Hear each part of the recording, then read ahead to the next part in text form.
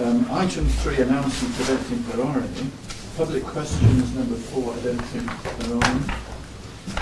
Urgent items, Chief Councillor, I think we've been overtaken a little bit by events, and I wondered if you might say a very brief word or perhaps if one of the officers around, first of all, the Fir Vale incidents. We've had some emails in, obviously, about that. I think it's a question of reassurance that there were some lyric headlines at first about what had actually happened about weapons. I think we need to lay that one to rest, really, and issues around proportionate response of the police because of the dogs and the incident with the dogs. So if you could say a word to us about that. Well, if you could just pick that up, please. Well, they was actually at the community meeting last night. Because I think you're right. There's a lot of misinformation about this. This is one of the downsides to social media.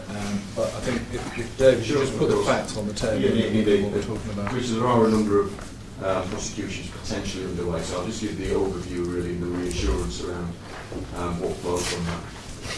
This was a dispute between a number of girls within the school that led to the initial disorder, so pretty much a school-based fight between girls.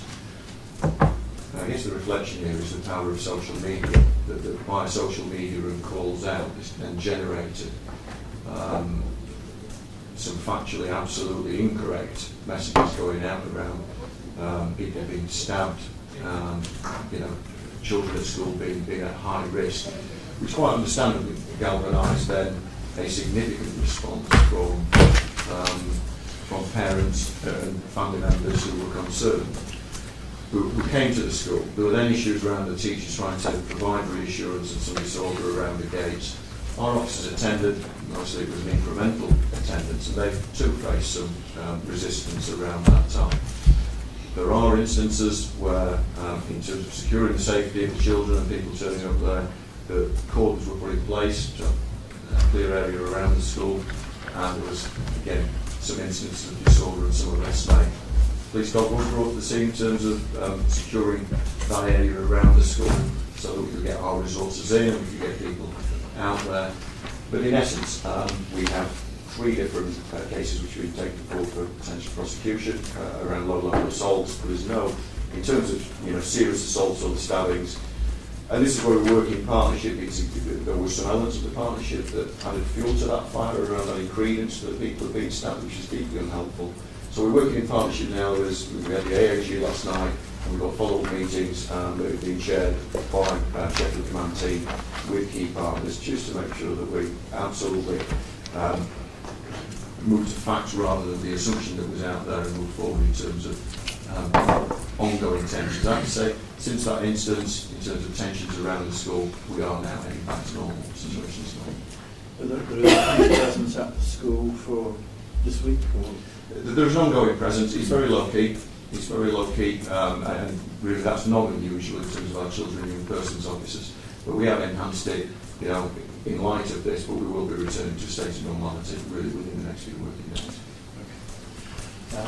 I don't know whether any bigger lessons to be drawn from it, or whether it's just one of those things that we've got in place. I think it was as Dave said on Tuesday, it doesn't highlight the impact of social media, because what should have been an incident that the school could resolve in-house, because people have posted things, sensationalised it, and frankly said stuff that isn't true. That's then galvanised a response from parents, some of whom may have had genuine concerns, some of whom's probably acted as parents probably should have acted, which has then blown the whole thing out into something bigger than it initially should have been and has needed a response. So it's very difficult in terms of how we manage that. If we try and counteract it on social media, that's something that's really difficult to do, and you probably just end up adding fuel to it by commentating on it. So it is just one to be mindful of that impact of misinformation on social media. Yeah, I know, on the other side, I know Talib Hussain, one of the councillors, got a message around the mosques very quickly because of social media, so it's kind of broad as it's long sometimes. Yeah. I mean, the chance for us to actually just around the social media is before we can counter any misinformation, we've got to be really confident that we've got clarity. So our initial response, we were facing enormous verbal complaints of people being stabbed. So there's the initial confusion that takes us some time, and whilst we try to establish the facts, we then have concerned parents, some of them overstep the mark. So, you know, there were minor assaults involving teachers and parents and disorder around the gate. So it's a matter of us getting to, you know, the core of exactly what has happened for us then to put messages out to rectify the misinformation. But we can't do that instantly. That takes some time in response. And we need that area because earlier there is an expectation, do we need to get emergency vehicles in terms of ambulance? Because the number of people in social media are telling us that somebody's been stabbed. That wasn't the case. No. Okay. I think the MP, Joe Furness, has called a meeting and then yes. Yeah. We're supporting that and we're yeah. part of that. Okay. Good. Well, we'll probably leave that. Okay. Thank you very much. The other item is around knife incidents, but there is a report on the, so I think we'll wait till that comes There is. in the agenda. Okay. I think that's probably, oh, lost property, yes. We've had this sort of, well, Mark, is this something you're across? Yeah.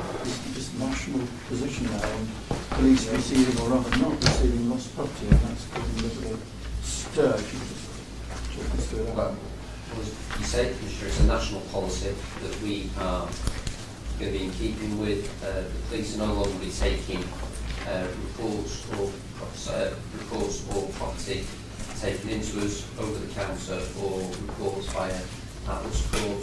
It's something that does place a significant burden on us. It's something that's grown over the years as traditional custom and practice. It's not a court control, so it's something we're going to step away from.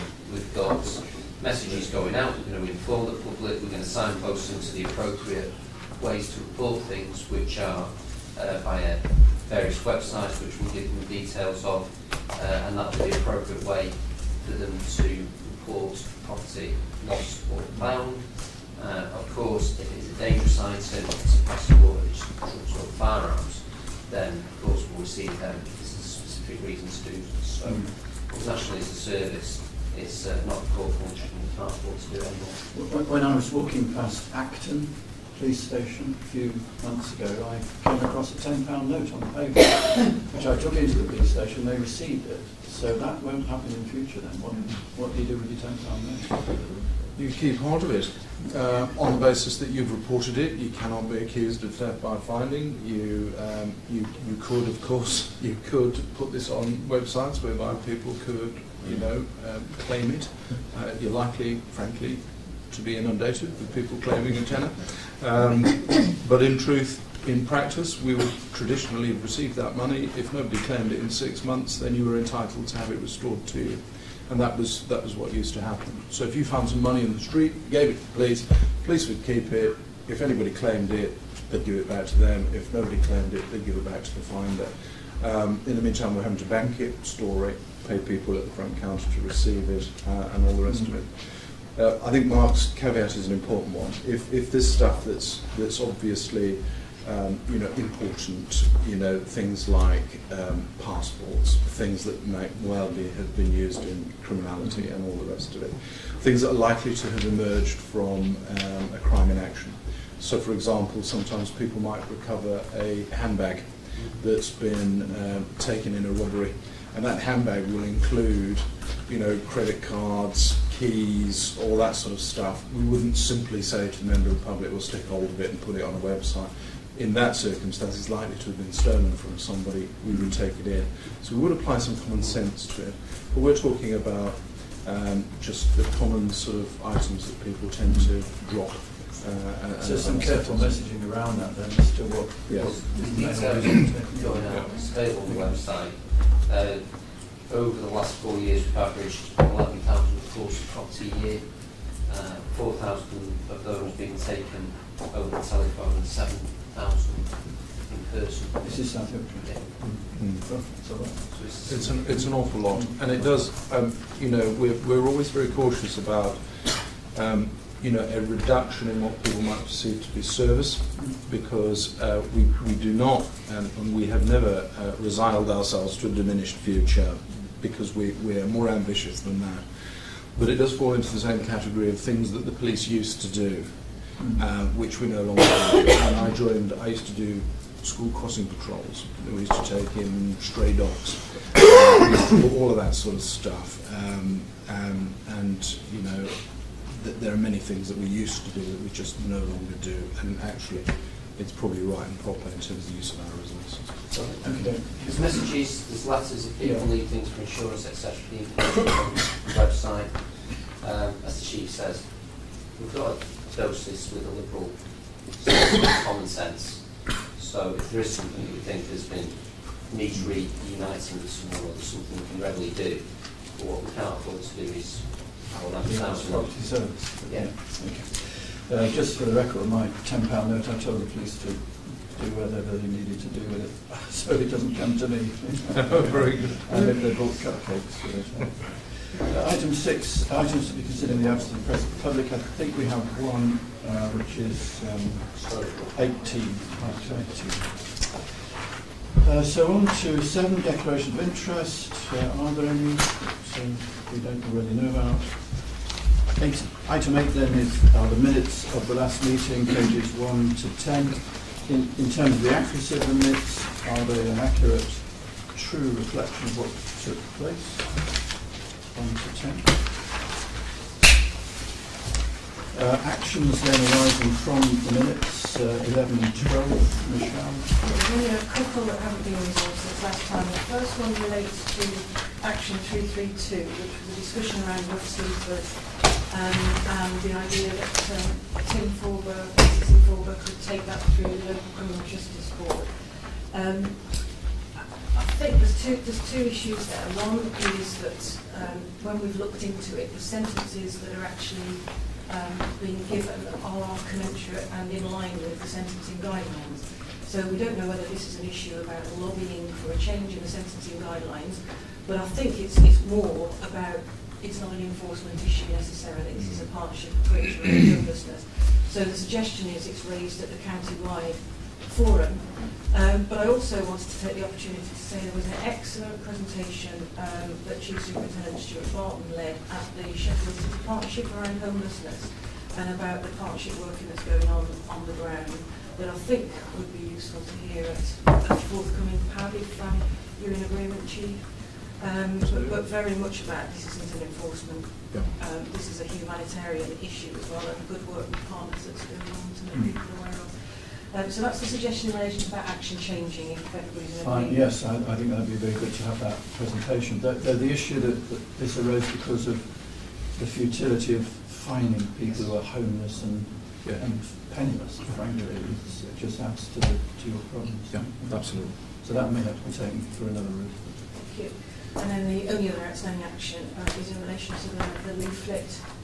So that's action 341. Fiona, cybercrime leaflet. Fiona, I think you have got a force leaflet. We just wanted to check whether that's the right one, so we can do that on the margins of the Okay. Anything else from? Chair, there is. In the minutes on page 2, there was an action. We've gone past that. Yeah, I know that there was an action that didn't make it to the action schedule. Okay. So it was an update from the Chief Constable. You were going to explore further comments that were made around community alerts and texting and landline messages too. Yes, and I can deal with that now if you would wish to. So this related to a question around community alerts, and there was a suggestion from Mrs. Zealand, who obviously represents Neighbourhood Watch in these matters. There's a suggestion that potentially people weren't receiving messages through certain media, through community alerts, and that there was a cost issue. And it was suggested that we're charged, 19p for a landline message and 9p for a text message. I mean, as it happens, there is a cost to the force, but they are not of that order of magnitude. So factually, the cost to the force are sort of 5p for a voicemail message and 1p for a text message. So they are, if you're texting sort of 15,000 people, it's not an insignificant amount of money if you do it repeatedly, but it's certainly not a cost factor. So if I could just go through the facts and then I think get to the nub of the issue. So we have at the present something in the region of in fact, it is 15,129 people are signed up, of whom something in the region of 1,500 haven't verified their email accounts. So when you first sign up, you're sent a message, you have to verify the connection, and then that then becomes active. So we're still waiting for some of those people to do that. There's a very few, about 120, who can't be communicated with. So notwithstanding they're having engaged, there seems to be an issue with their text or sort of ability to receive detail.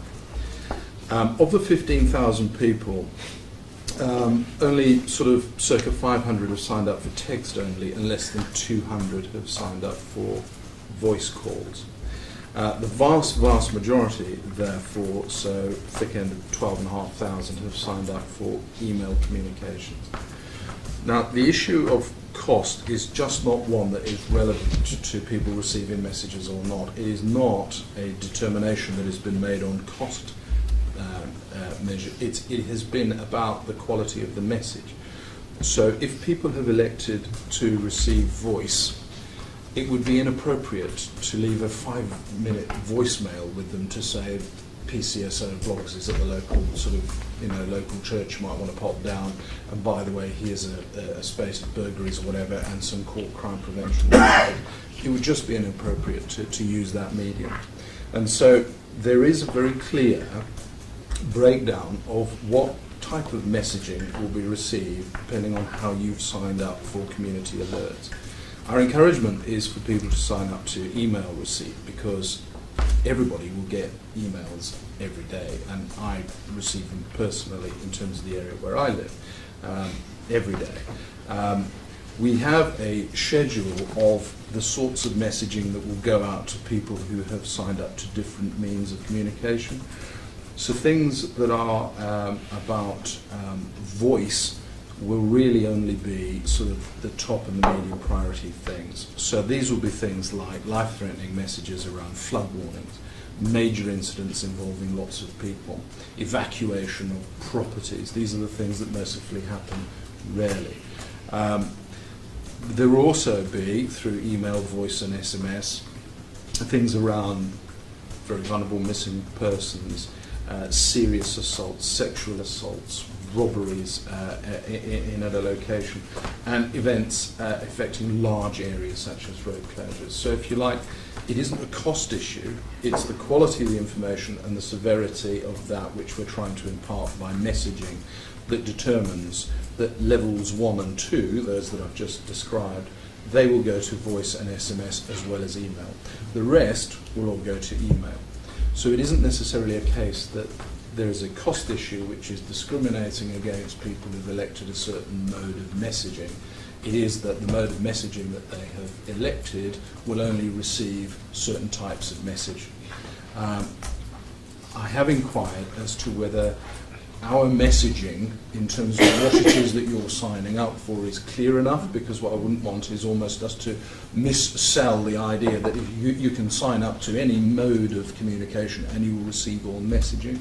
I'm told that our website is very clear, the message that our officers is giving is very clear. It is explicit on the website as to what is it that you're signing up to. So essentially, I think my message publicly is that if you're wanting constant communications, then the email mode of receipt is the best one. If it's voice only that you want, you will only be contacted by a voicemail message in the most severe of circumstances, which will mean, hopefully, frankly, that there'll be large periods of time where you won't receive any messaging at all from the force because there's nothing to tell you. Well, thank you very much. That was a very full and comprehensive answer. And the moral is don't sign up for voicemail unless you want to flag. Thank you very much. I think that's everything then as far as minutes and matters arising and actions go. Handwork programme, which is pages 13 to 16, Michelle, which is... Well, I think it's there. We've circulated 3 months in advance as usual. There's a strategic planning update further on the agenda. Okay, thank you. So this is Police and Crime Delivery, 2018-19, Force Performance, item 11, Doncaster District summary, as members know, we look at each of the districts in turn. As far as course performance goes, we had Doncaster before, its second appearance in Doncaster. And I think we have also got a revised version of the report around the table. I think the only thing that's revised is the table. But the text is the same. Just before I invite Sean Morley, the district commander, to say a word, we were at a meeting on Monday night together in Conisbrough with local councillors, Lenny May Ball, Nigel Ball and Ian Robinson. But they call us in every so often because they have concerns in Conisbrough. And I thought it'd be useful just to say briefly what happened there, because it's quite typical of the kind of meetings that I get called to, and on this occasion you were there and a member of the Doncaster NBC was there as well, one of the officers was there. We were talking afterwards about the difference of policing Sheffield as opposed to Doncaster. You've now got experience of both. And it does strike me that it is a very different situation. Sheffield is a big place, but you've got 500,000 people, and it's a fairly coherent place to police. Doncaster, it's a huge geographical area. Councillors were saying 200 square miles. The biggest borough in the country, and you've got Doncaster, a big town, sizable town, but all these villages, small townships, mainly related to the old mine working, of course, and distances between them. And some have got police stations and some haven't, and those that haven't, like Conisbrough, feel very much isolated and sometimes not as secure and as safe as others.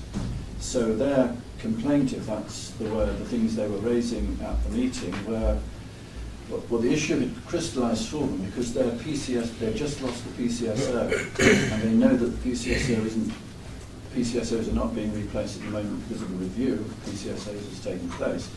And this, in their view, was the only visible presence of South Yorkshire police in their township. So now they don't see anybody on a regular basis in quite that way. And this is a cause of great concern for them. Now, I guess that's going to be an issue elsewhere as time goes by.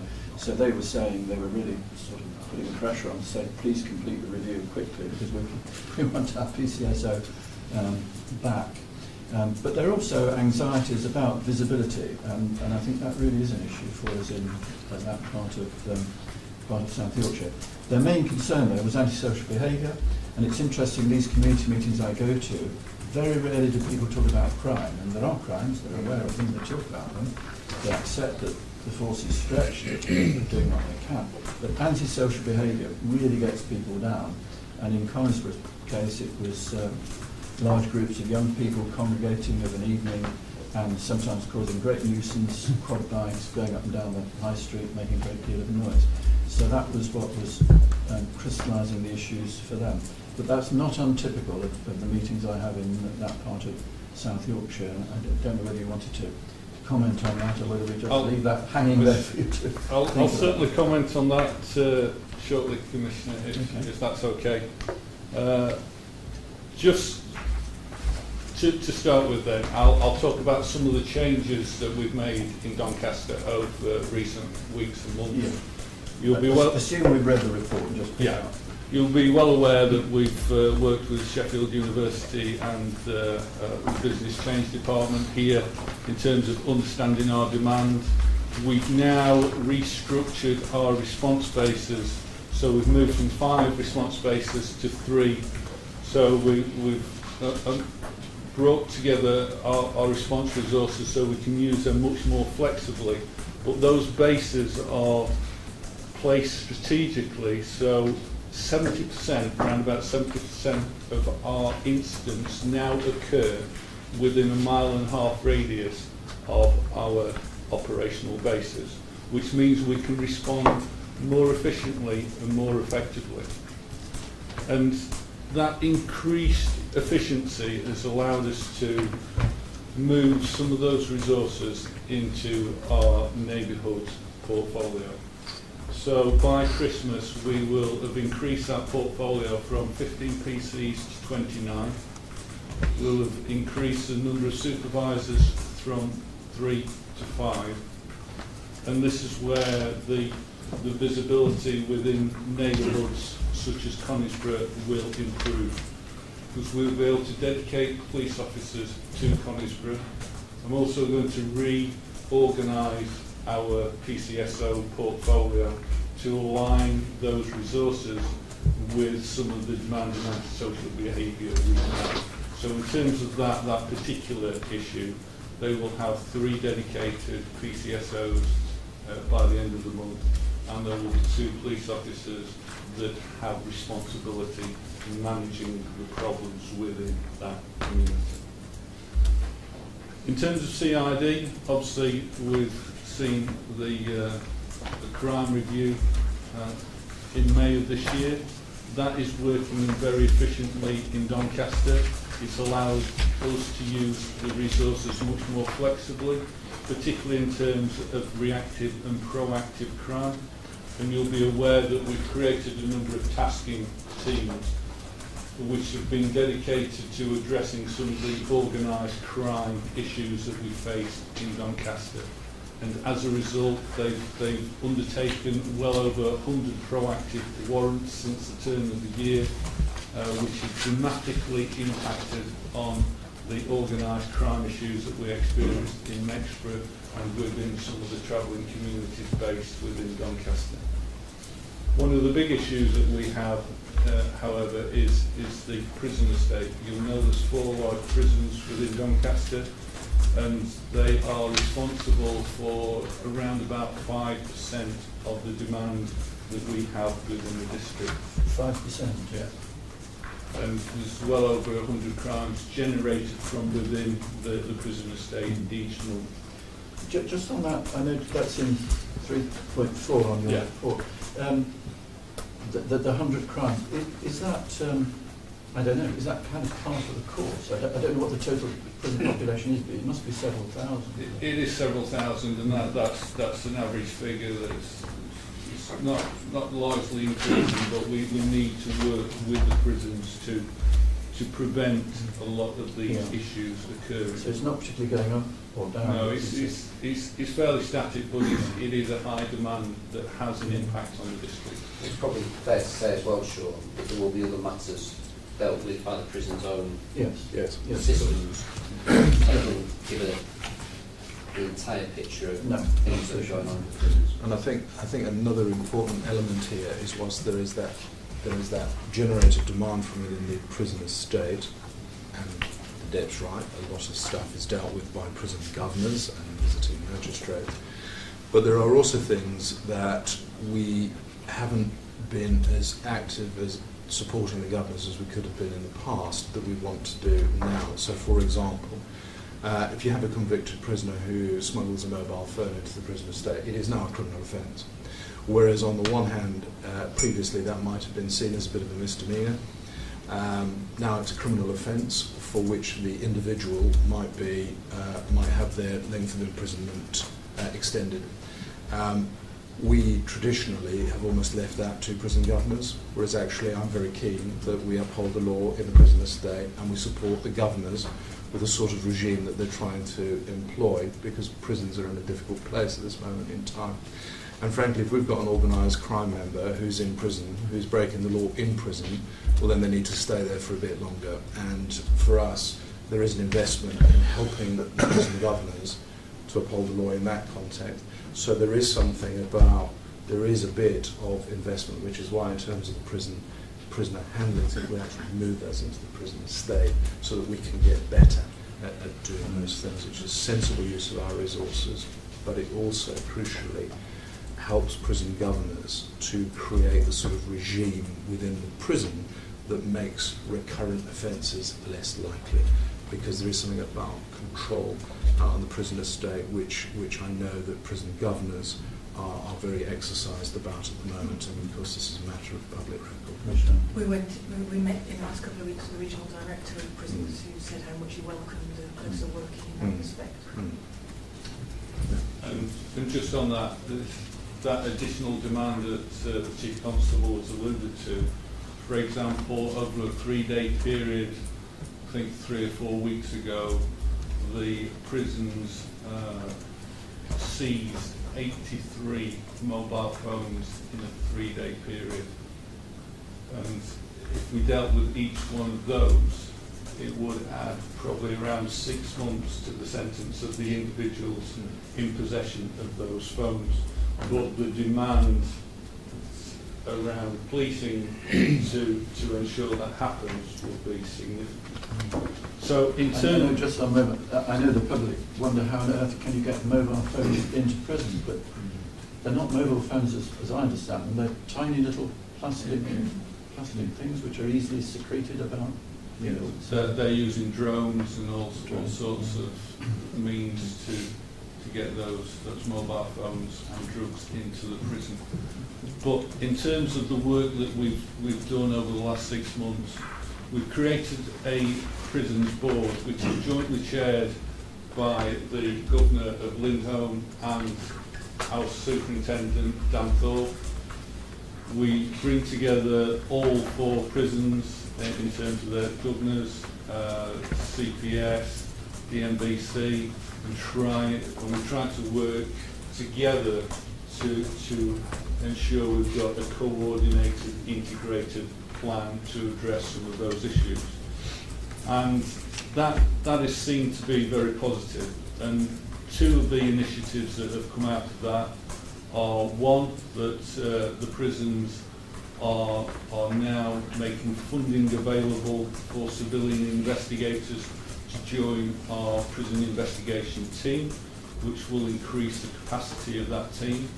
And secondly, and I think this is an excellent initiative, is that we've worked with the prisons to develop a training programme which has been developed by our own crime training department, but we will train 10 or 15 prison officers from each of those prisons to do basic crime scene preservation, statement taking, etc., and that will increase our capacity quite substantially to manage a lot of these offences.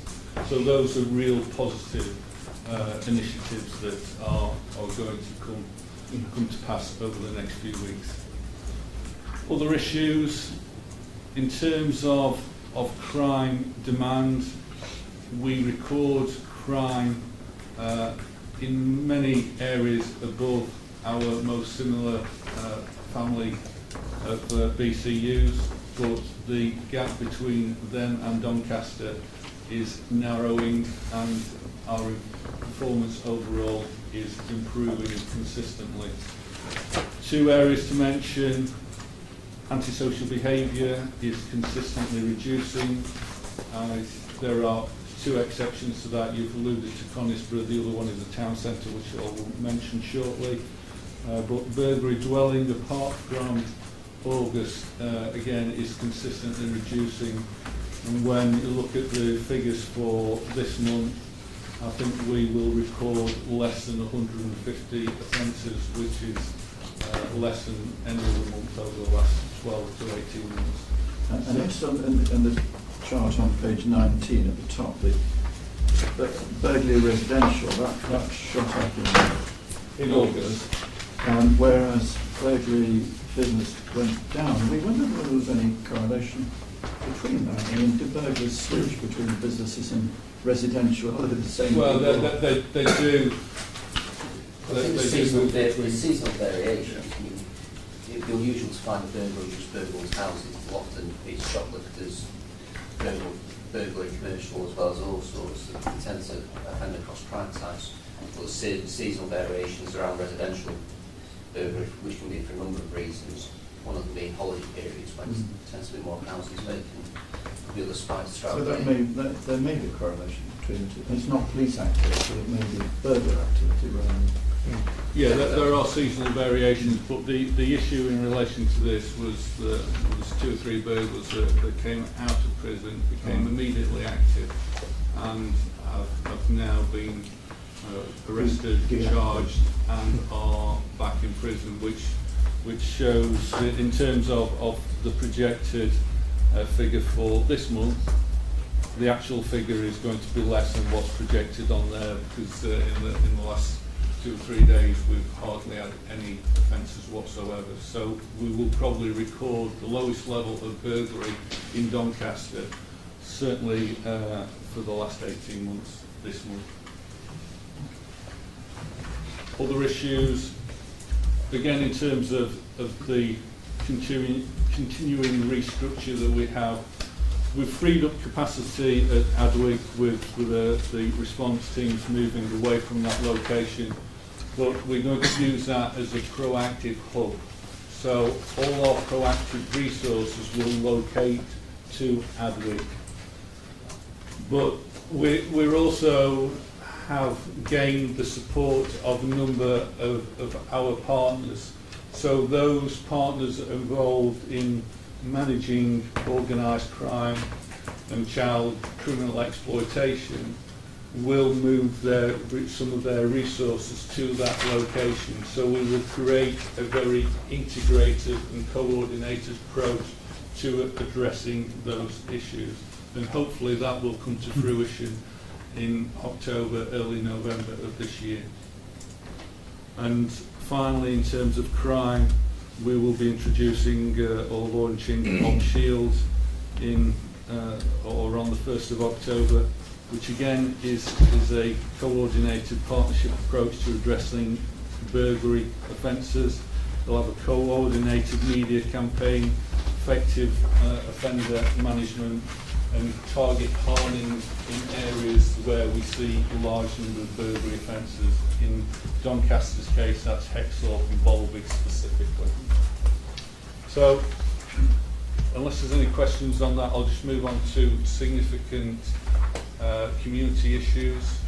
Okay. The one that I've alluded to in the report is the town centre. I think most people will have seen media around the issue relating to spice use or misuse in the town centre. There are 114 nominals that are known to the Complex Lives cohort in Doncaster. Just to put that into context, 66 are being supported and are working to address their addiction. 10 are currently in prison. In fact, that's increased recently, which means around about 38 are the individuals that we consistently see involved in the misuse of spice and antisocial behaviour in the centre.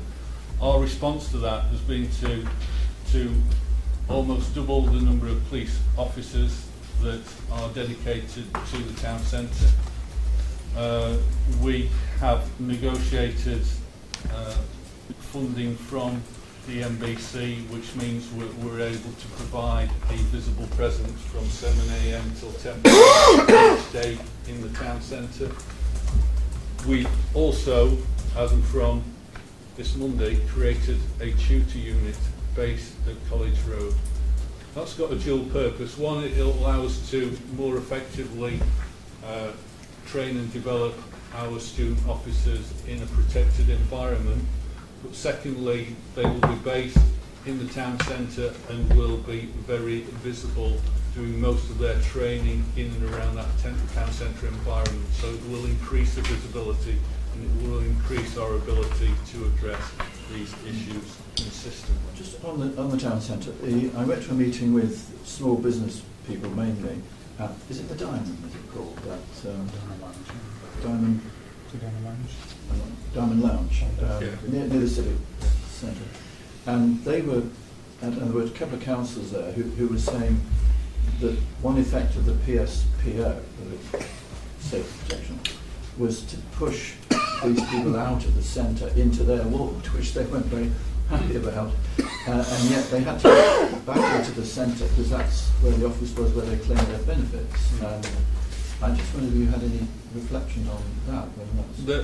There is some displacement in regard to those involved in begging and spice misuse. We've seen, because of the increased interventions, particularly policing activity in the town centre, that we're starting to see some of these individuals emerge in areas such as Bolby, around the edge of the town centre. So we will adapt our patrol and interventions accordingly to address that.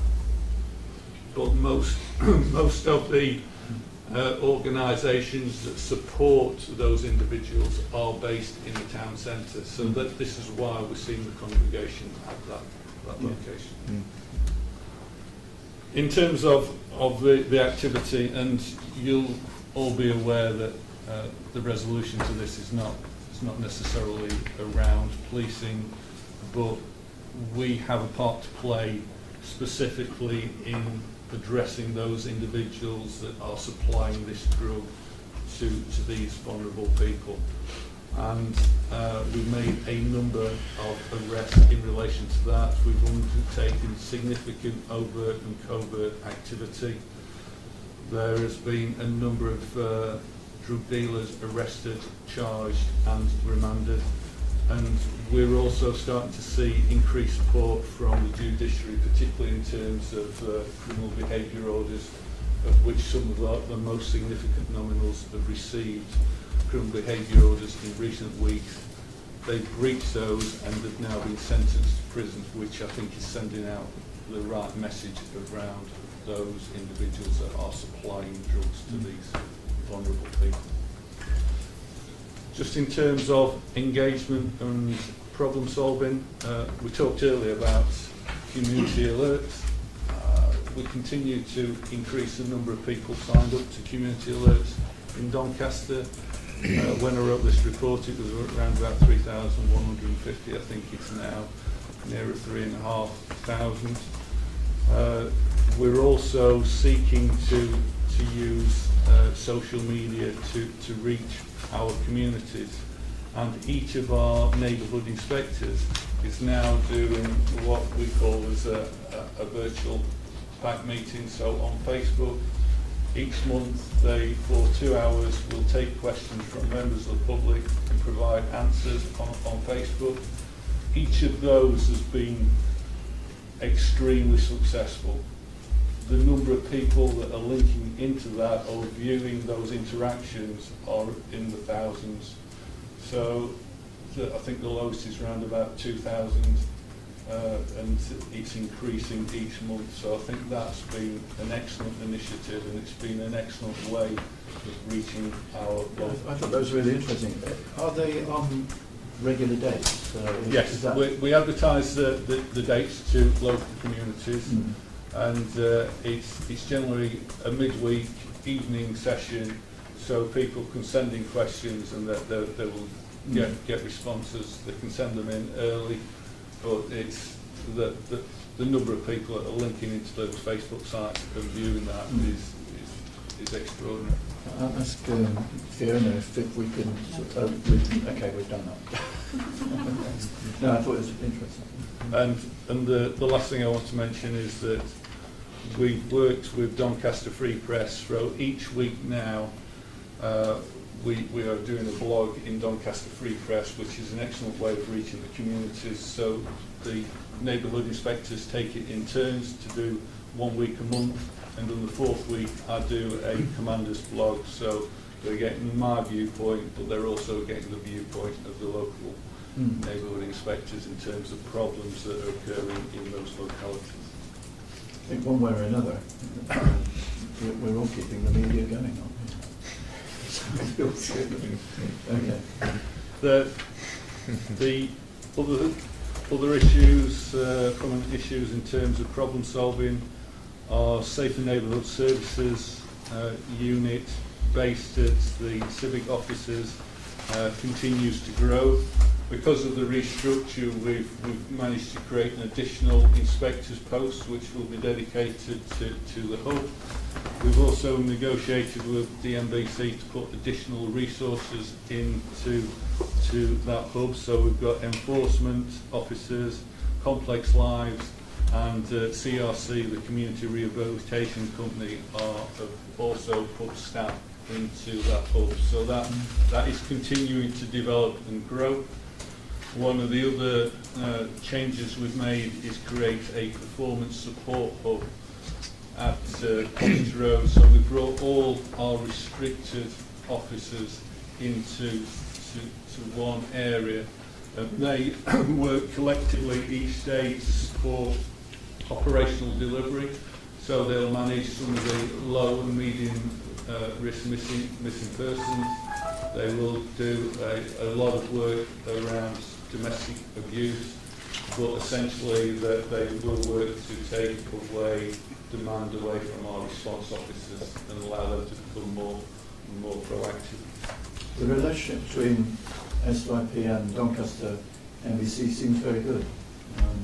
That would be Yes. your view. Yes, I would suggest we've got a very healthy working relationship, and hopefully that will continue to develop as we move forward. Just a couple of other areas I wanted to mention. Doncaster has a large number of children's homes, and we've seen the demand from those children's homes increase over the last 12 months because of the increased numbers that we have. One of the main problems is that they've got a large number of children with significant issues, but the staffing of those children's homes has meant that they haven't been able to effectively manage those individuals. So our response to that is that we've created a looked after children's meeting where the management of each of those homes is brought together each month. But we've also invited Ofsted to that meeting, which seems to have had a dramatic impact. I'm not surprised. In the sense of, with them being present, the management of those children's homes has improved considerably over the last 3 months. We've seen a 30% drop in the number of reported incidents around missing children from those homes, and we're now working towards a memorandum of understanding which they've all agreed to sign up to. So I think that's a real positive, and it's consistently reduced. Well, it's a very impressive reduction in demand, certainly. Is what you do in Doncaster, is that replicated across the other districts? We presented it to the other districts, and I think that they are looking to introduce similar forums. They fix our renewal mechanism. And that was a real headline from the last quarterly performance review of Doncaster, and that's really the role as I go around each of the districts, is to take good practice and make sure that we do it consistently across the board, because that's a huge benefits for our capacity and the number of officer hours we were investing around vulnerable missing from homes.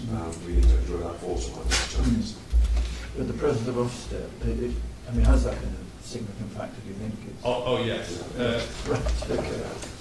I think the last meeting was last week, and the lady who came from Ofsted didn't say anything throughout the meeting until right at the end. And she basically said, you need to all the managers, you need to engage and work with the police in terms of the work that's being undertaken. Because if we see a significant rise in any home in terms of reported missing people, it will generate an instant inspection. And I think that's all she said. Yes. That's all she said. There's a theme here that manifests itself through the enhanced neighbourhood, safe neighbourhood services, because you recall we had the issue in Doncaster We do recall. with all the councils, and I just think the more proactive approach Sean, Dan are taking is indicative of what happens across the course. But whilst we want to work in partnership with people, we will engage other regulatory bodies, because frankly we're not really mugs for other people's inadequacies. So we will take a more positive, more collaborative approach, but also probably slightly more coordinated and efficient approach. One, because we can't afford to subsidise others with our resources, but two, is equally not giving the right service to vulnerable people. So it doesn't do anything to the well-being of the missing children, or indeed the people with mental health issues, when whoever's supposed to be looking after them isn't looking after them the right way. So it's a benefit for us, but it's actually a benefit for the vulnerable people as well. So a brief word about the effect on police officers, our people. Yeah, I'll just finish on our people, our police officers. Obviously, health and well-being is a massive issue. I think we as the command team recognise that, and we've invested in refurbishing the gym at College Road, which I think is seen as a really positive initiative, and I intend to do something similar at Thorn and Mexborough in the future. We've also invested quite heavily from a command team perspective in terms of mentoring those individuals who are seeking lateral or vertical movement within the organisation. We've organised a number of workshops around promotion over the last 6 months, and I think that the fact that we've got 21 candidates for the current sergeant's board is testimony to the success of that. We've introduced leadership days on a bi-monthly basis, which means we bring all the supervisors within the district together to talk through some of the major issues that we face, which means we have open, honest discussions, and I think it's allowing us to get buy-in from the staff much more effectively. And the last point I want to make is the district's received two awards over the last 2 months. One in terms of the problem-solving award for the force, and secondly in terms of the Team Couplers Award. Both those issues are in relation to the work that Doncaster District has done in the Mexborough area to tackle organised crime group activity, and I think it's been extremely successful, but that's been down to the passion and commitment of the teams that have worked there, and this is recognition of the work that they've undertaken. Yes, and I'm sure that's very well deserved, and certainly I haven't had a call from Mexborough Town Council for 6 months, so you must be doing something. I hope you're very right. Thank you very much. That was a very, very interesting report. Did anybody want to comment on anything? Happy with that? If I could just only very briefly, just to pick up on the very last point that around Mexborough, because I think Mexborough is a great example of where our previous structure was just letting people down. We were insufficiently engaged with partners, with the public. We weren't utilising the local police station. We just weren't active enough. There were really clear signs of people being left, frankly, at the mercy of what is an organised crime group, and actually the leadership that Sean has brought to it, the action, the activity of the people has been absolutely tremendous, and to see how quickly they've turned the tide there, I think is just absolutely spot on, because that is policing at its best, because it's made a real difference to people's lives in an area that was a bit miserable. And when I first saw it for myself, I was actually a bit taken aback, because I was looking at the world through the prism of one or two people who were having to live there, and I took the view that we collectively were failing those people, and that Sean and his people have smartened that up so quickly is absolutely testament to the work of those local officers, and I think they're doing a cracking job. Well, that's very good to know. Certainly from my own memory, one of the worst meetings I think I ever attended was a couple of years ago in Mexico, where a fight broke out in the audience. Yeah. So you realise you've got problems. Thank you. So Sheffield's loss is Doncaster's gain. Thank you, Vince. Yes. Observation. I think it goes back to the initial comment about the concern about the area that wasn't seen its PCSO, and I just think there is something people do obviously notice when something they would like is missing, and that would be something the PCSO would deal with this issue. But people aren't always specific about the additionality that they've had. So in terms of the offer for neighbourhood policing in Doncaster, I think there are things that are certainly in place now that there weren't this time last year. We're starting to see some benefits of it.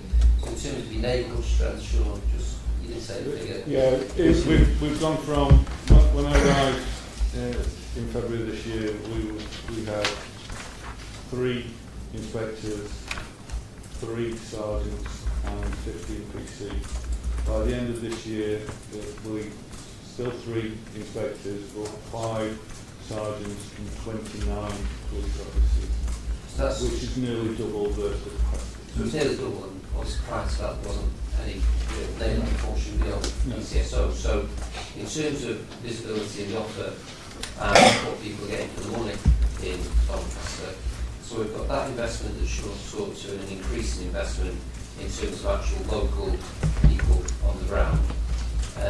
We've got proactive teams that are making a difference, as the Chief has said, in challenging areas and throughout the area, which weren't able to do that because we were purely proactive. Reactive, we've got the off-road bike team. We all know what concern that is. Well, we talked about that at Conisbrough, and that's a very significant thing too. You know, just referencing the reports on one operation taking 8 bikes in a day. We've returned local CID for the protection there. So clearly the public protections are better with the local authority and the base there. If you look at the local CID function, which I think is paying real benefits, prior to the reworking of the model, they were all been in central hubs. And even though we've been severely tested over the summer with the number of murders, which I think is fairly unprecedented, we've been really effective on dealing with those murders, but we've also retained district CID function, which simply would have disappeared. So again, there's a local benefit, not to mention the Safe Neighbourhood Service, the additional inspector, and because we've got staff there that others can look into, we get an enhanced buy-in from other partners. So if you kind of look at the totality of the neighbourhood offer now, it's really beyond. Yes. No, and I think it's how you get that across to the public and to the elected members, because a lot of this simply isn't seen. I think that's the problem with Conisbrough, that a lot may be going on, but they don't see it, whereas they saw the PCSO high visibility walking down the street. So I think that the question of perception is also very important when it comes to feelings of safety.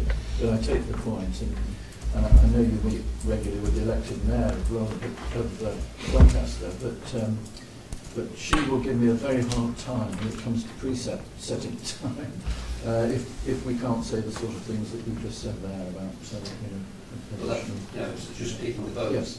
I think that's a significant enhancement Yes, it is. on the local service in Doncaster. Thank you. Well, thank you very much indeed for that. Thank you. Do you need to slip away? If that's okay. Of course. Yes. Sure. Thank you very much. So item 12 then, forced performance against trust and confidence in police and crime services is outcomes of police and crime plan. Mark, is this you or is it Dave? Yes, that's me. Page 25 on.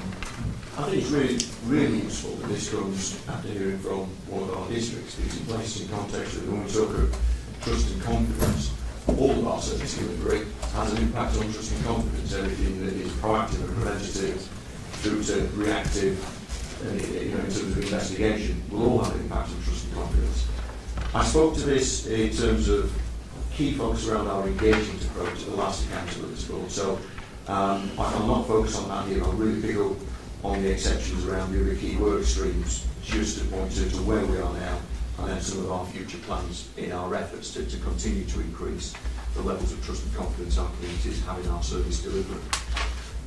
So we start with calls to service. Now this is very much in ACC Pulteney's portfolio, but I'll make the linkage there really to say what we face in terms of our call centre demand is being faced by all of the forces. Nationally, all forces are experiencing really high demand in terms of the calls for service and demand, and we're acutely aware of that locally, particularly around our 101 service. It is improving, so we've got measures in place and that is improving, but we're aware that that service can be really challenged, particularly around Sundays. Really the merge and the link between our portfolios is then when we move to victim satisfaction, there's a direct correlation. Can I just stop you on the calls? I mean, some of the calls are, you brought it on yourselves in a sense. If you don't follow things up, then That was the very someone's point I was going just to coming to, Commissioner. Okay. I was just going to allude to No, the link to satisfaction Yeah. is, and I'll come on to this when we look at where's the key area of challenge, it is follow-up. So whatever crime type it is, we get a good feeling from satisfaction around how promptly the officer attends, their interest, their actions that are taken initially, and then that we see the real challenges around follow-up. Now we call this failure demand, because what we're seeing is, if we have a failure in terms of keeping a victim, or some use calling an incident in, keeping them updated, when they need an update around where are we, they don't pick the phone up on a 101 to try and get a status update of where we are. Now we've made some assessments of this, and this is around the 37% mark of our overall demand to Atlas Court. So we're looking at a third of our demand, if we got initial service delivery right, would remove that from Atlas Court and bring significant benefits. So that really does flow into the victim satisfaction piece, which is a key focus of mine right now. You may be familiar with my drive around a 12-week focus, a 3-month focus to absolutely review our processes, our performance, our culture, and seek to embed and implement all the changes needed within a 3-month window, rather than sometimes the 12-month performance cycle to get it done. So that started at the start of August and will end at the end of October, so that's currently underway. So if we look at figure 1, we can see there that the levels of satisfaction as we move into August, they are falling. Now there is a 6-week lag in terms of our surveying and the follow-up from crimes that have been closed. So any action we take now, I'm really hoping to see a significant change in our performance just before the turn of the calendar year. And I've labelled this drive for the force satisfaction 90, because my ambition is that we get to a position where our overall satisfaction for those who've suffered a crime is at 90%.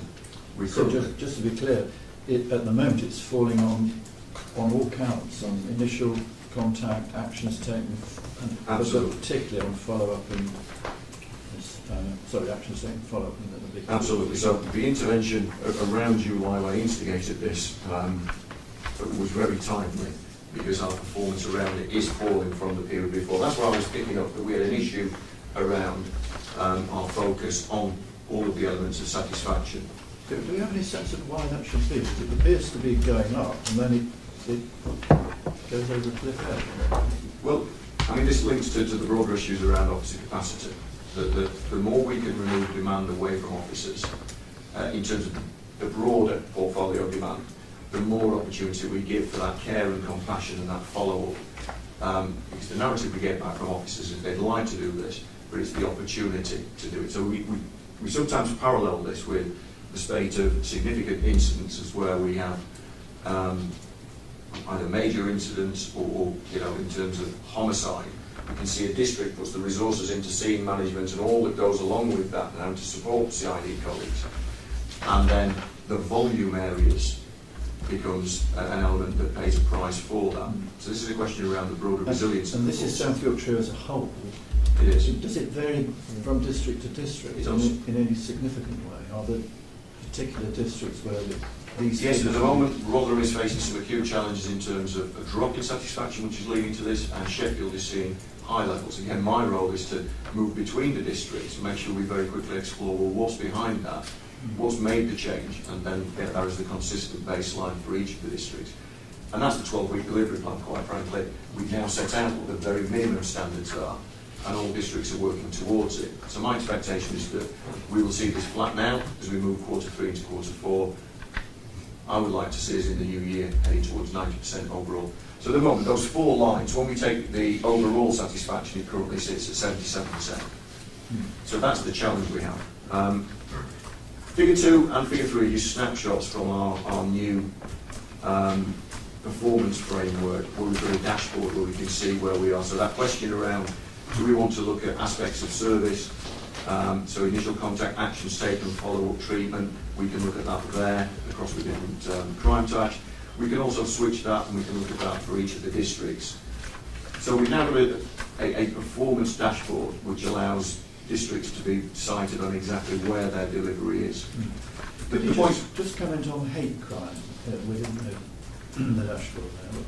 What's your take on that? Well, in many ways, hate crime reflects the other crime types that we see. The initial contact often gives us a sense that that is a good contact. You know, we look at over 80% of those say that that was a good service. Action taken then begins to falter. And again, we return to, if you to look at the follow-up line across all of those different crime types, they're all consistent around the 60% mark, which is just unacceptable. You know, that means broadly 40% of people that come for us either a hate crime or in terms of any of the other crime types don't hear from the officer again. And this is where the failure demand then flows into Atlas Court. So the key drive right now is that we look to pick up and improve up to the 90% mark of follow-up.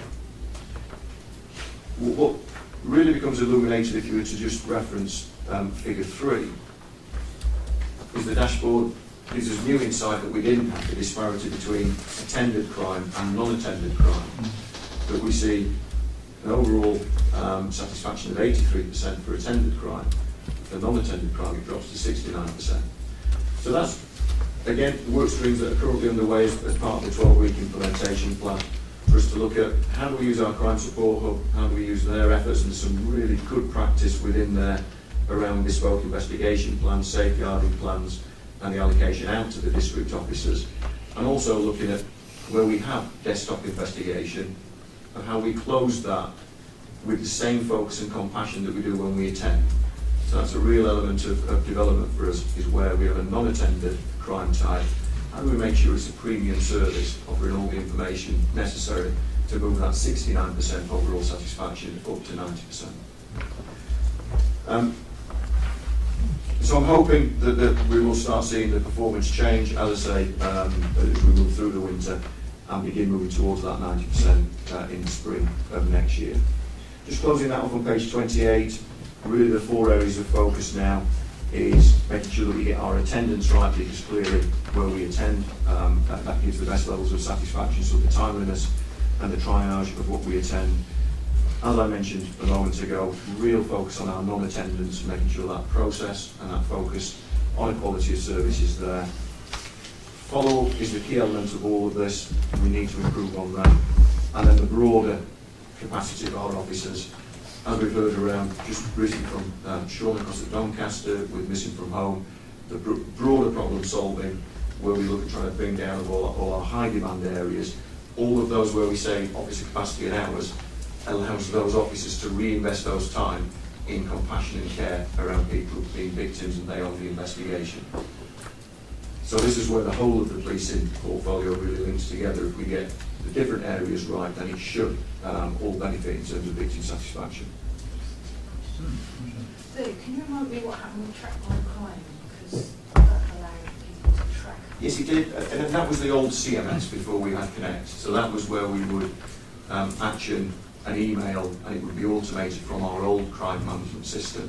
What we've got now, Connect does all that, and it's automated within Connect. So we take the update of the email from the victim. The challenge around that is we're still not getting that email update, and we're not getting the traction around follow-up. And that really is, Steve Chapman, the superintendent, was the thematic lead for this. The key focus is how do we move that follow-up to at least 90% satisfaction, because it continues to hover around 60%. But victims can access, can still Yes. access in the same way. The principles are there, and Yeah. the challenge that we face is with Track My Crime, we saw it was about at best a 3% take-up Right. of victims accessing those updates directly via email. I'm hoping with the alerts, where the principle of alerts continues, where you get really good information from your local neighbourhood team around what's taking place, that we can share that to say, and in terms of the update of your crime, offer the email update as well. And this is very much around the victim preference, which is where we're moving to in terms of a bespoke service. But if the victim would say, I'd like an email from you as the officer in the case, then we get the officer to do that off their smart media.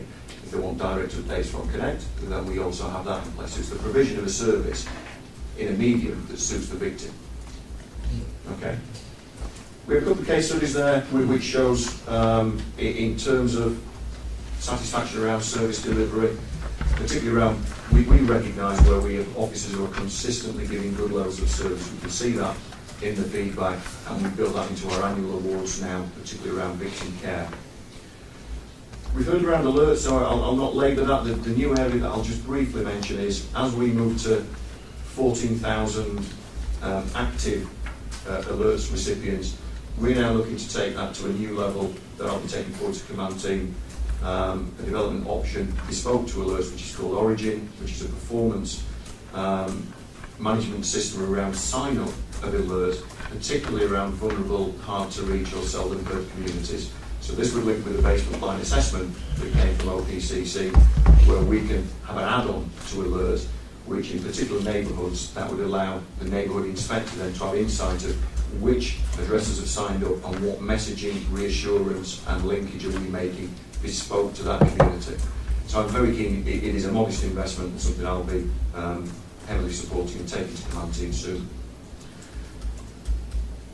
Just pause on wellbeing before I start looking forward to a few headlines. Sean mentioned issues at Doncaster around sort of the workforce wellbeing. I think our collective view as command team around this is if we're aspiring to be outstanding in our service delivery, we've got to have motivated, enthusiastic, caring, compassionate staff. And they can only do that when they're in a good place themselves.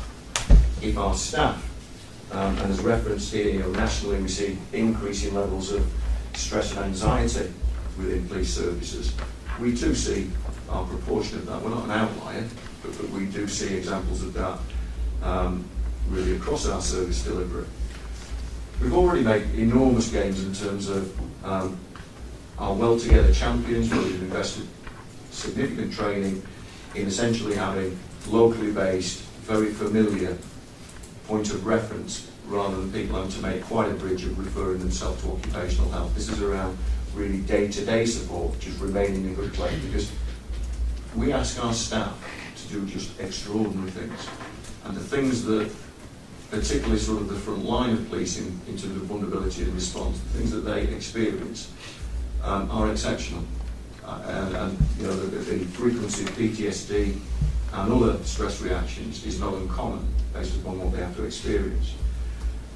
Just briefly around future plans for this, we've already got excellent structures in place. I mentioned at command team yesterday, I have an ambition to redesign service here in South Yorkshire that is bespoke to policing. What we're doing at the moment, we are taking available measures in terms of whether it be mindfulness or CBT, that are off the shelf, not bespoke to policing, and often have no recognition of the context of what our staff experience. So I'd like to design here a bespoke service for policing, which we haven't really got, which will be excellent for South Yorkshire, but also, I guess, nationally as well. So I'll be taking that to command team as well. I mentioned the principle yesterday. I now have far more work to do to put costed options around how we would build bespoke health and wellbeing packages for our response team, for our PPU, for our supervisors, but also I'd like to do this in terms of the families at home who experience sometimes the consequence of the impact of policing, to build that support right across the piece. Would that involve other agencies? Absolutely. And we need that. This is around taking our occupational health expertise, but then other expertise in terms of physical and psychological well-being, and how we maintain officers being in a good place, officers and staff. Just looking forward now briefly, we've got the Trust and Confidence Board, which we've worked through. We've moving in terms of the baseline assessment, we have the disparity that was mentioned. There's also, in terms of attended and non-attended crime, we also have disparity in terms of confidence levels between victims and non-victims. So that's work that's currently underway. So we have no findings from that. I just mentioned that as something that is under development. Last night with Fiona we had the Strategic Independent Advisory Group. Zaida chaired that. That was excellent. That brought in all of the force IEGs and we're very clear around the challenge there. Now we move to a very productive and challenging advisory group. So there was some really good stuff flowing from that last night. Zaida, she's a parent at Fabet. That's absolutely. a good link as well. It was indeed. So we did talk around that. And really the issue, when we talk around stop and search within here, that was subject to the presentation last night from Chief Inspector Chris Foster and knife crime from Superintendent Una Jennings. So they were heavy focus in terms of discussion and debate last night. So to reference them here in terms of stop and search, two elements really to stop and search for me. I need to be satisfied that we've got professional, justified and proportionate process when we have stop and searches. And at the moment I think we have professional officers conducting that. And the second issue for me is, have we got a level of activity from stop and search which is protecting our communities? And that's the other area where I think we have more to do. We've got the campaign now of See No Suspect to reinvigorate our officers to proportionately use this power, because we did see really a cliff edge reduction in stop and search around the introduction of the government's best use of stop and search scheme, where we saw around a 94% reduction in stop and search powers. And that parallels really the increase in knife crime. Analysts haven't attributed that, but the two lines... There's a strong correlation. Absolute correlations between those of the drop in stop and search and the increase in knife crime. Well, we've said here before that there's no community reaction, quite the opposite, so that is... No, that's a reference where we were before. On a monthly basis, as a force, we would be seeing between 2,000 and 2,500 stop and search engagements. For 5 years at that level, we saw it was either 0 or certainly sub 5 complaints around stop and search, so there was no community tension or complaints being generated from that level. So then we dropped the 94%, now we're hovering around the 150 searches per month. Equally, there is no tension from that, but that doesn't surprise me because the activity is so low. I'd like to see us move back towards the former level of activity and building by the AAG, so we've got that trust and confidence that we have ride-alongs, we have scrutiny of stop and searches taking place, we have members of our community who see how that activity takes place. I'd also like to bridge towards our communities telling us their expectations around us protecting them from knife crime and other harm on the street, and expectations around stop and search, so I can share that with officers to have confidence. Well, they need to see good outcomes from it, don't they? That's the key to it. Absolutely. So in closing, just showing a few positive updates from our service delivery here. Victim support, you'll see a couple of case studies there, page 31, around the value of victim support. The Tilly Awards are Well, open to now. see that because we fund victims. Absolutely. It's an enormous benefit. When we moved to Connect, we changed the default to being a reference to victim support. Under the old system, it was very much where it was a default out and you had to opt in. So that's been switched, and it's an essential service around our victims, which very much parallels our refreshed expectation around officer support and compassion. Moving to the Tilly Awards, they're currently now open. We will be making a number of submissions and entries for that around problem-oriented projects, because we have many to talk around from the last year. One of which will go forward, and Sean mentioned it, as he would as the district commander, the efforts around the PSP gang in Mexborough and the efforts there saw them win our annual top award, and also went forward to the Cutlers Award and won that too. So we'll be putting forward that and a number of others for the Tilly Awards, and we will hope that we'll have some success there. In closing, you will be aware of the joint community safety collaboration with the fire service, where we're now working in collaboration around crime prevention, home safety, huge focus around youth engagement and the activities around Prince's Trust, and the fantastic efforts we have around Crucial Crew and the Year 6 pupils, where we see 20,000 plus per year go through LifeWise and have a really interactive, fantastic day, but focusing on the priorities that we put there with our partners. And that really is around now knife crime, vulnerability, cyber crime, road safety. So lots of activity, Commissioner, around trust and confidence, but as I say, it really is whole service delivery that will influence that, but we've got many work streams. Right, absolutely. Thank you. Are there any comments or questions that you have raised? If not, thank you very much, because I know you've got to get off. Thank you, Commissioner. Thank you. That was item 12. Do you want a break?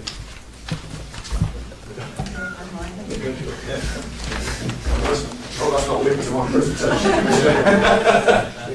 mean, I'm happy to plough on, because I know people sometimes complain, but plough on? Plan one seems to be the consensus. Plan one. So, strategic financial planning, strategic planning update. Erica, to you, item 30, it's verbal. 30. It's a verbal update, Chair.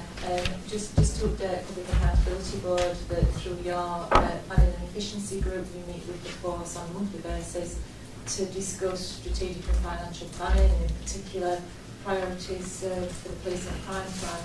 We're coming to a point now where you'll be culminating discussions with the Chief in October and November around policing options moving forward, which will then take us into preset discussions and budget setting for next year.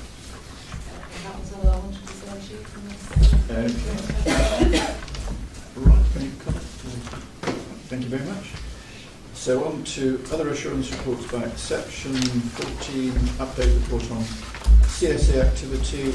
This is in the supplementary pack, so it followed on. It's item 14. Mark, is this me? Tim.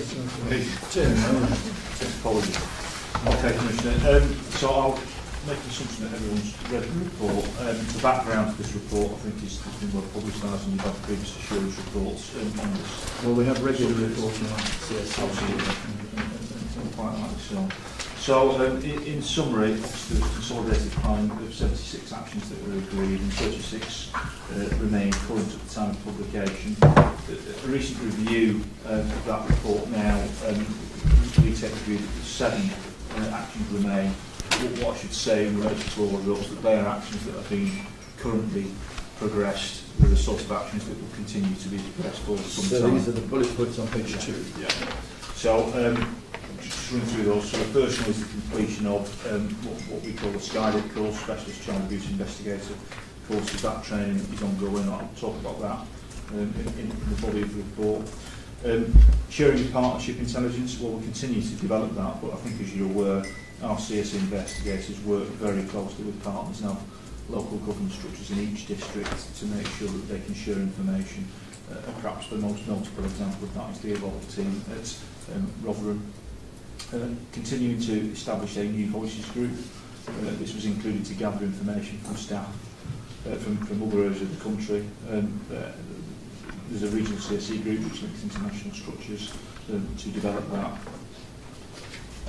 Raising awareness of CSE through communities and business communities.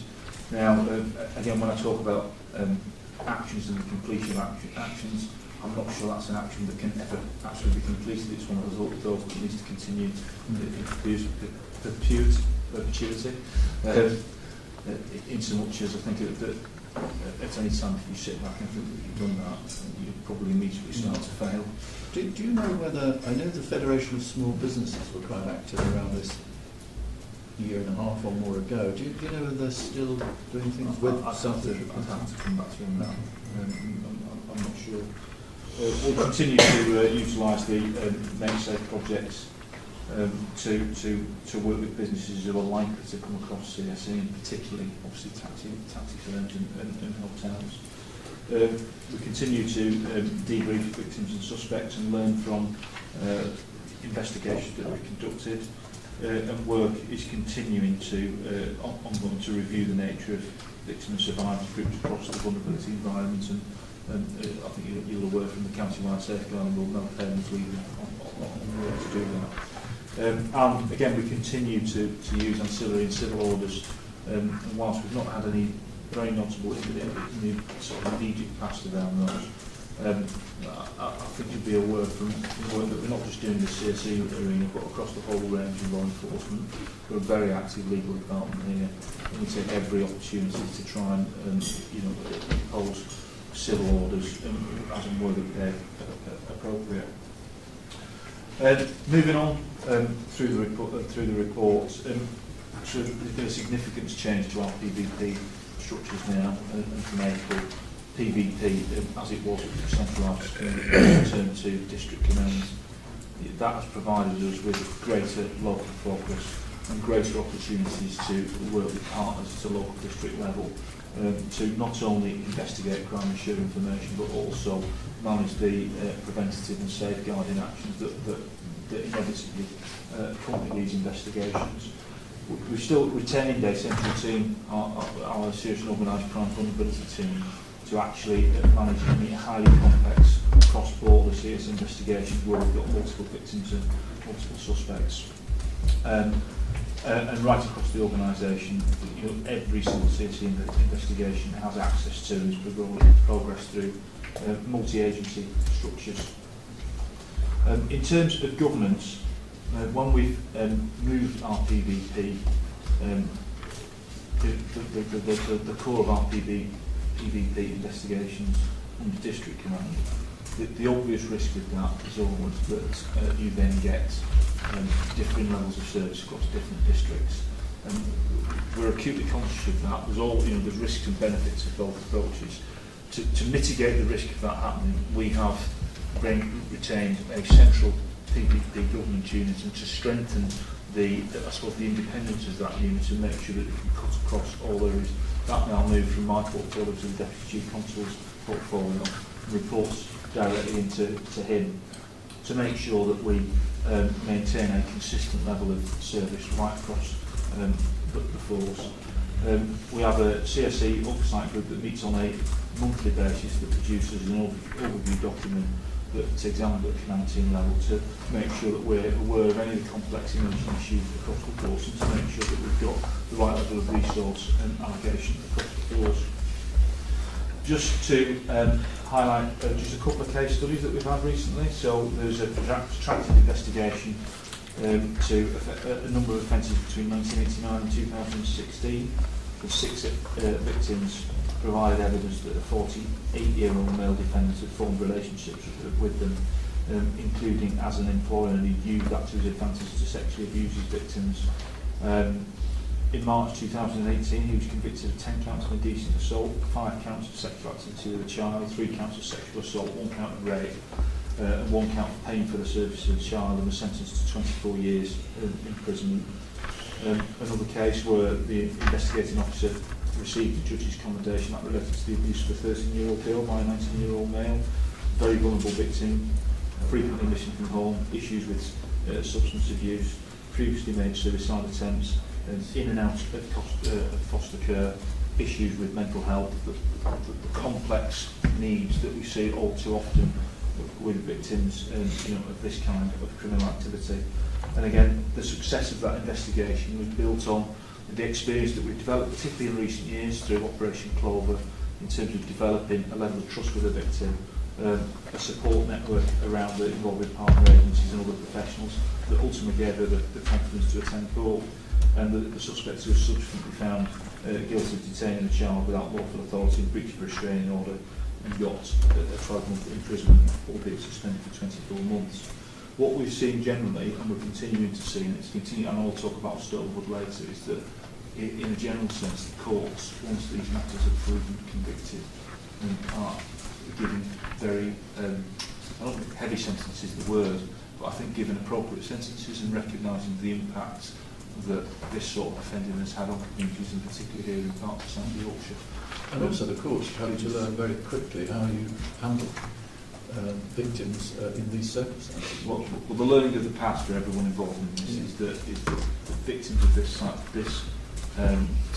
of criminal activity generally have complex needs, not exclusive, not to generalise, but all too frequently substance abuse, care issues, mental health, are at the forefront of victims' needs, and it is far from simple getting the victim to a stage where we can give cogent evidence of what's actually happened in the past, and the police, the Crown Prosecution Service, supporting services and the courts have had to get used to that. But I think what we start to see now, with a succession of cases brought not only by South Yorkshire Police but also by the NCA, is that we are consistently now seeing signs where we are getting cases involving victims who have complex needs to court and getting a conviction. That's happening with increasing regularity. We're doing a lot of work locally with Carrie's team and with the NCA to make sure that these results are publicised, because that has a preventative effect.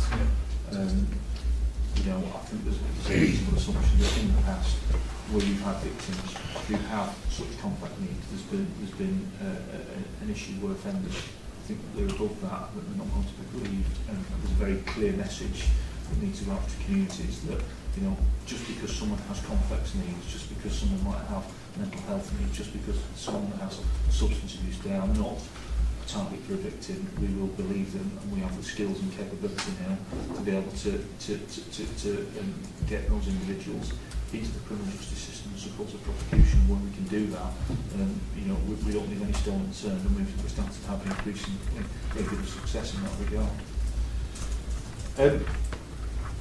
Just move on and talk about resourcing. So I've obviously mentioned the crime review and the implication of that. So the revised operating model now has 73 investigations officers. Now by January 2018, 46 of those were in post. But we now have the remaining 27 IOs recruited, and they're all at various points within the 6-month training programme. It's our plan that all areas of PVP will be fully resourced by January 2019. What I should stress is that it's not under-resourced in the interim period. As you'll be aware from some of the discussions around from our strategic change board, that there's transition funding in place that funds DCs over and above that as we move towards the new model. But we anticipate that by January of next year, PVP will be fully resourced. By July 2019, they'll all be at PIP level 1 capability, as in the first standard of investigative capability. And by 12 months after that, we will then have a cohort of individuals that will be at level 2, and that's the same level of training that a detective constable has, including specialist training about dealing with child abuse. So the final operating model, when we've got to, you know, it will have been an 18-month transition, will mean that we've increased the level of resources operating in this area by 20%. Now, that's a big change in the mix of the workforce, and we're acutely conscious of that. Now, with the infrastructure that we've got in business change, we've got a very clear benefits realisation plan and a benefits realisation officer that's closely monitoring the impact of this and what it's delivering in terms of increased resources and actual connectivity with the outcomes that we're seeking. Training and development. You have heard us talk in the past about how we've worked with the University of Sheffield around postgraduate course. We've now got 35 staff that attend the postgraduate certificate course in the investigation of vulnerability crime, and a further course is scheduled to take place in January 19, and I believe we'll 9 students on that course this year. That course has evolved as a result of feedback from students that attended it in the past, and you know, we're quite clear that the most appropriate point for people to attend that course is staff with some experience in the role. In the past we've had maybe some people on it who are a little bit junior and they get more out of it when they've got some experience. So the staff that we're sending on the future will have some experience in that role. We've been very clear that sending someone on a university course and a course, a practical course, an academic course and a practical course does not make people finished article in terms of investigators. And when we're bringing in people on occasion without prior policing experience, it's really important that we have the support structures around that. And we have invested heavily in a investigative development unit. When people finish their formal practical academic training, they spend a period of time in an investigative development unit. That's a 12-week attachment where they're actually dealing with public protection work, but they're doing it under the tutelage of an experienced investigator. Not too dissimilar to what we do with new recruits when they come out of Robert Dyson House, and that they spend a period of time with a tutor before they're certified to be able to work independently. In terms of developing those individuals going forward, this has been the first year when investigation officers, i.e. non-warranted staff, can sit the National Investigators exam. 7 of our investigators were successful in this process. It's not actually in the report, and I'll forgive me if I'm wrong, but I believe that one of our civilian investigators either got the highest mark in the country or one of the second highest marks in the country in the National Investigators exam. I know that exam now is not easy. Certainly from when I did it 20 odd years ago, it's a significantly more involved process now and requires significant more work than certainly was required in the past. I think Perhaps you can let us know who that was. I will do. I think it's a credit to the quality of individuals that we're recruiting as investigation officers. You know, we're seeing some really bright young people coming into the organisation. I think we take stock from that. One, that we get some really good people to do this difficult area of work who are very motivated. But also it opens up opportunities in the future around detective recruitment, because I think we'll see how that evolves from perhaps direct entry detectives or recruiting people from different walks of life into that particular work stream in the past. And I think our experience with this thus far has been very positive and gives power to the notion that we should do something a little bit different in the future. Continuing professional development is obviously very, very important in this field, not least of which, because as I described, each one, none of these jobs are the same. There's learning that comes out of each and every job, so it's really important that we create the time and space to be able to share that learning with the people who are working at the front line of this area. So we've held 3 PVP development days in August. 107 members of staff attended. We're getting inputs from people outside the organisation. We've got a series of PVP masterclasses under development for development in 2019, and we're developing a proper, clear CPD regime for people working in this area. And as I say, I don't think that's important for all members of staff working in crime investigation, but I think in an area such as this, where it's constantly evolving, and the challenges that come up in individual investigations, you can't predict them, and you've got to deal with them as and when they occur. It's important that we learn from that and share that learning across the organisation. And then finally, it makes reference to, as I said, a SkyDip course, Specialist Child Abuse Investigation Development Programme. 3 courses held during 2018, a further course provisionally booked for January 19, and further 3 courses to take place later in the year. We've got 48 staff through thus far, 23 due to attend.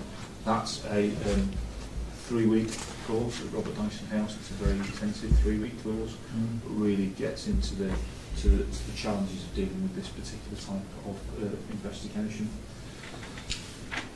I made reference at paragraph 7 there to child criminal exploitation. Much of what I'm seeing on a national level now talks about child exploitation in more general terms, and sexual exploitation being one of a number of forms of child exploitation. Certainly what is being seen in some parts of the country now is significant exploitation of children in terms of criminal enterprise, and you will have heard of County Lines, I'm sure, in the news. So this is where you've particularly got gangs from inner cities dealing drugs in more rural communities. I say more rural communities, towns, smaller towns, away from big metropolitan areas. Particularly at the moment, I know that there's big issues in Scarborough, there's big issues in Harrogate around this, where you've got gangs from cities running dealer lines into the city. What's a sense of how extensive this might be out of our urban areas too, somewhere? So we are currently producing a county lines profile within our intelligence unit, and our sense is, what we don't see a sense of is major urban conurbations reaching into our more rural areas. What we think is there's potentially some elements of Sheffield that are exporting out, but the precise extent of that we're still trying to understand. The National County Line strategy is very much about where the gang that's exporting the criminality sits in a force service for that force to manage the threat posed by that gang. You'd be well aware of our serious organised crime strategy and the work that we've done now under our organised crime partnership board at force level and at a district level to map our OCGs and ensure that there's ownership and targeted activity around all of them. The management of the safeguarding of individuals who are the victims of these gangs, i.e. they might be dealing drugs in Chesterfield or rural communities in Derbyshire, that will be managed by the force that owns those areas. So it's about making sure that there's synergy between the two and there's clarity about whose role is what. Above all else, we're particularly keen at the regional level to make sure that we've got it mapped across forces in the Yorkshire and the Humber region to make sure that we've got a joined up response. So this is an emerging trend as well as It is emerging. I think in some areas it's far more prevalent than others and it's become far more of an issue. Certainly, I pick up from the regional level it's become far more of an issue in North Yorkshire, where you know towns like Harrogate, Scarlett that didn't necessarily have some of the organised crime issues that we might see in Sheffield, and you know drugs being a part of that. What they're seeing is that that's coming to the town from elsewhere. So where are they originating from? Quite a distance away. Yeah. I mean, certainly, you know, if you look at it on a national basis, gangs emanating out of London, stretching all over the south east into Wales. There's quite a lot seems to be emanating out of Liverpool at the moment. So, you know, the whole issue is the dealer lines. People are calling lines of drugs that are going into address, you know, a location in Liverpool, and that's then coming back out to predominantly children and vulnerable people who are then delivering the deals on their behalf, and that's accompanied by the associated violence that you might see in the cities, and then manifesting itself in other places. I put that paragraph in because I think that the way that this work evolves going forward goes beyond child sexual exploitation. Yeah. In this course, you know, we're not going to lose sight of child sexual exploitation at all. But I do think that we have to now up our radar to this, because what we see in the national area, it would be naive to suggest that there's not some elements of that, and we need to make sure that we adapt and evolve accordingly and make sure that we are. Page 6, you talk about a forced leave for CC. Who is That's the Chief Inspector John Cousins, who is in our Force Intelligence. He's got that now, and he's now developing those products and developing the structure and infrastructure. So that's our deal with that. Yeah, we also work with the relation to do some kind of refresh around this area and Yeah, how we absolutely. reflect that. I think this is one of the big areas next year. Everything I put on a national basis now is some forces are clearly affected far more significantly than others. I think it's with all these, there will be a national expectation that you understand the extent to which you've got it or you haven't, and that you have a tailored response according to that level. So yeah, more than happy to do that, and you know, certainly John Cousins, Chris Singleton are heavily involved in this work, as am I. So future challenges, you know, as I say, is getting the HIP accreditation right. It would be naive to suggest we talk about a 20% increase in the workforce. It would be naive to think that you bring in 40 odd investigation officers and that you necessarily have the skill and experience that you would get from an equivalent number of detectives who've been doing it for a number of years. So you know, there remains a real focus in bringing those new staff up to the levels of experience quickly that will allow them to discharge their role. And I think that, you know, the investment in the investigative development unit, the investment in PVP masterclasses, the investment in the academic course to support their learning and development, provide us with a pathway to do that. But we just have to recognise it, that you can't do that overnight, and it will take a period of time. But we remain wholly focused on that going forward. And managing demand, you know, let's not put it, a 20% increase of staff is a good start, but this is high volume, high complexity work, and keeping control of demand, continuing to monitor demand, continuing to make sure that we've got the right level of resource dealing with it, and that we are maintaining the standards of investigation that we aspire to, continues to be a challenge. You know, we continue to monitor that through the PVP governance unit.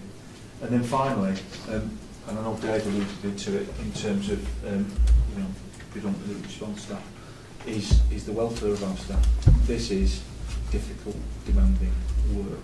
You're dealing with victims who are very damaged by their experience of being a victim of crime, who have very complex needs. And if you're a specialist working in this area, that's all you deal with.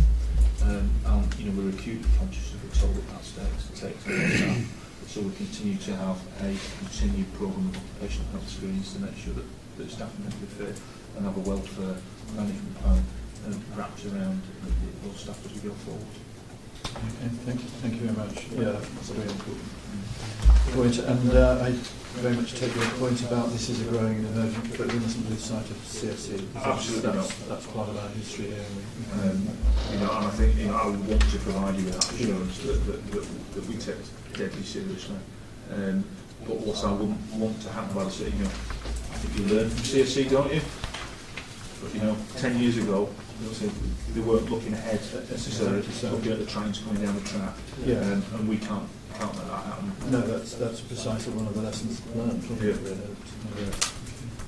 Well, thank you very much indeed for that. Let's just link to that last thing about the well-being. So in recognition that we've got quite a lot of new officers and not all got police background, are you happy that the support that they're going to get in terms of their well-being is there for them? Because it might be different to what police, more experienced police might need. I suppose I'm reliant on in some ways, occupational health professionals providing because I think just because you've got a warrant card doesn't mean your needs are any different. Needs to the next person holding a warrant card. Everyone who has, and principally we're talking about, I suppose, mental health fatigue, if I can put it in that way. It affects everyone in different ways, and what we have through our occupational health provision there to be able to provide the support that people need. And I think I just guard against really suggesting that just because one officer's got a warrant card and one officer's not, that it's anyway, we're all human beings at the end of the day. We all view things, and I think the nature of the work that we're dealing with is unique. I don't think having, if you've been to a lot of murder scenes and a lot of traffic accidents, I don't think you're any more or less hardened to deal with the complexity and the sheer complexity of what those needs are. So I suppose I'll come back to your question is what we've got is an occupational health service that can tailor a response to an individual's needs. I'm not so sure it's different. I think over time, in terms of our volume, we'll be able to draw a conclusion on that. Okay, well, thank you very much indeed for that. That was item 40. So item 15 is the knife crime update. Is this going to be you? I think we can assume that people read the report. There were one or two things which I'd be very glad if you could comment on arising out of that.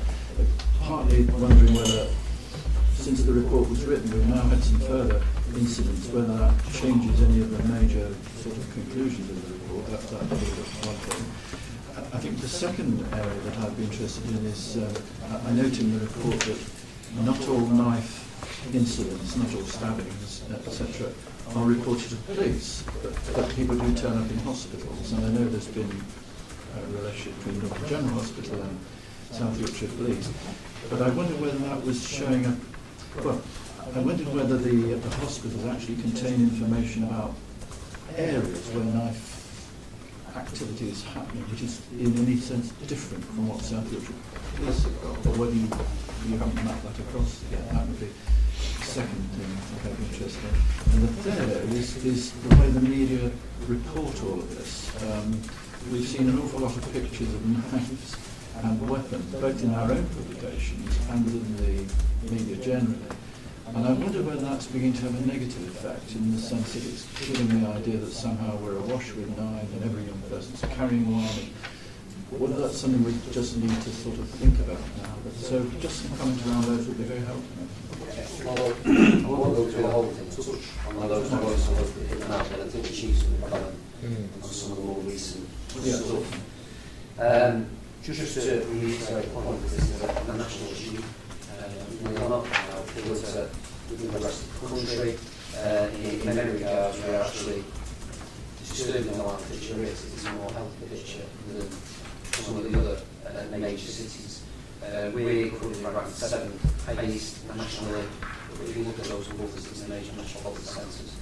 So when we look at the volumes of crime in monthly places the size of the cities, we are not in an out-of-the-position with the way we're currently sitting like that.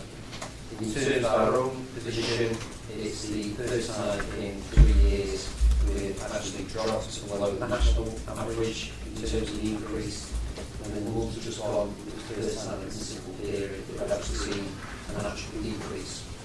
The point made, which is probably emphasised as well, we're not going to rest our way out of this. Just pausing on that one. I think I have the greatest difficulty persuading anybody who emails me or I see at public meetings that that is the true position. There is this perception that somehow, particularly Sheffield, is really now. Or we give you the figures, it is the true position.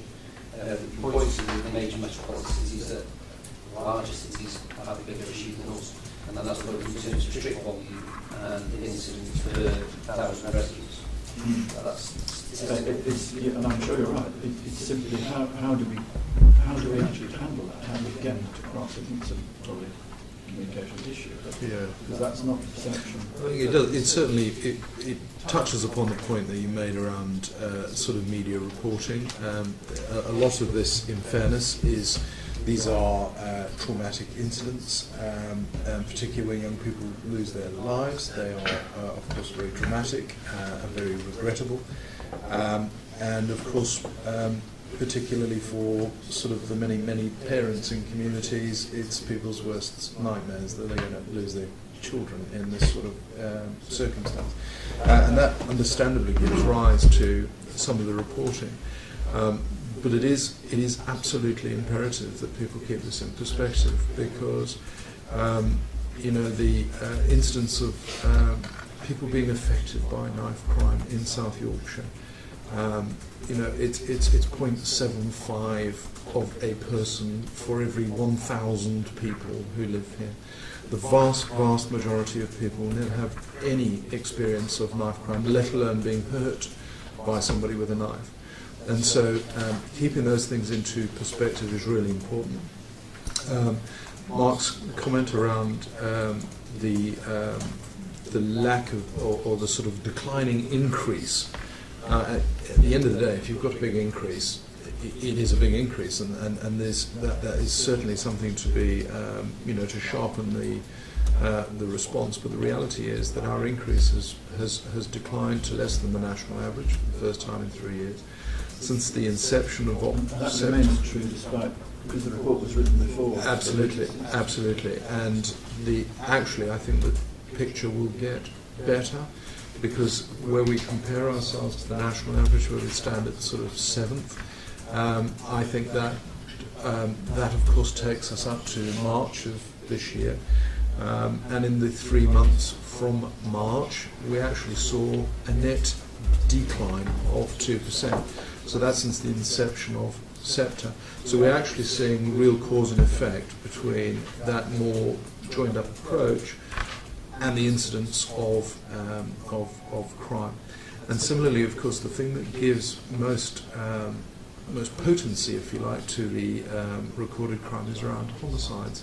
And again, understandably so, for all the reasons that I've already talked about. But even though we've had an unprecedented number of homicides in South Yorkshire, it still has to be placed in its context, because we are still, particularly amongst the metropolitan forces, we're at the lower end of the metropolitan forces, and we, with sort of 10 homicides, which is a very significant number for us, still places us sort of 15th nationally, and there is a context to this, in the sense that there have been more murders this year in Worcestershire and Warwickshire than there have in South Yorkshire, and these are things that people do need to recognise.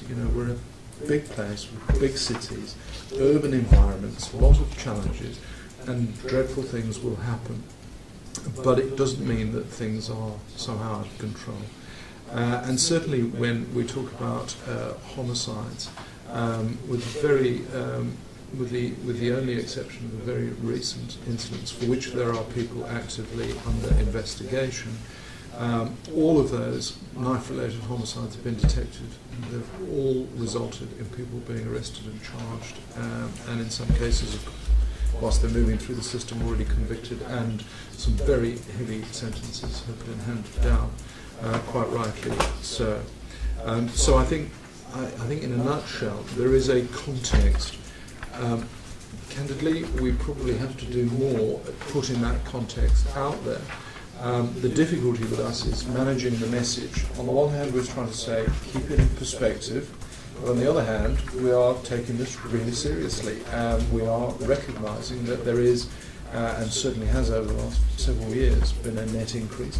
And we know that too many young people are carrying knives. And so a lot of our approach in terms of our knife crime strategy, working with our partners, is about, on the other side of the coin, increasing messaging and getting into schools and all the rest of it.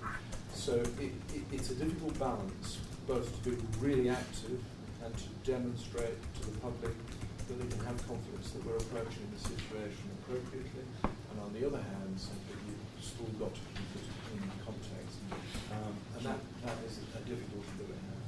Chief, I know you're looking at comms that we put out, but is this a body of work that we can join up with carrying around, which is the sort of awareness of the social responsibility of our local media in all of this as well? Yeah. So it's not just what we are doing or not doing, but it's their contribution to the Yes. safety as well. Well, you recall we have the launch event for our violence and knife strategies, which was hosted by the local media.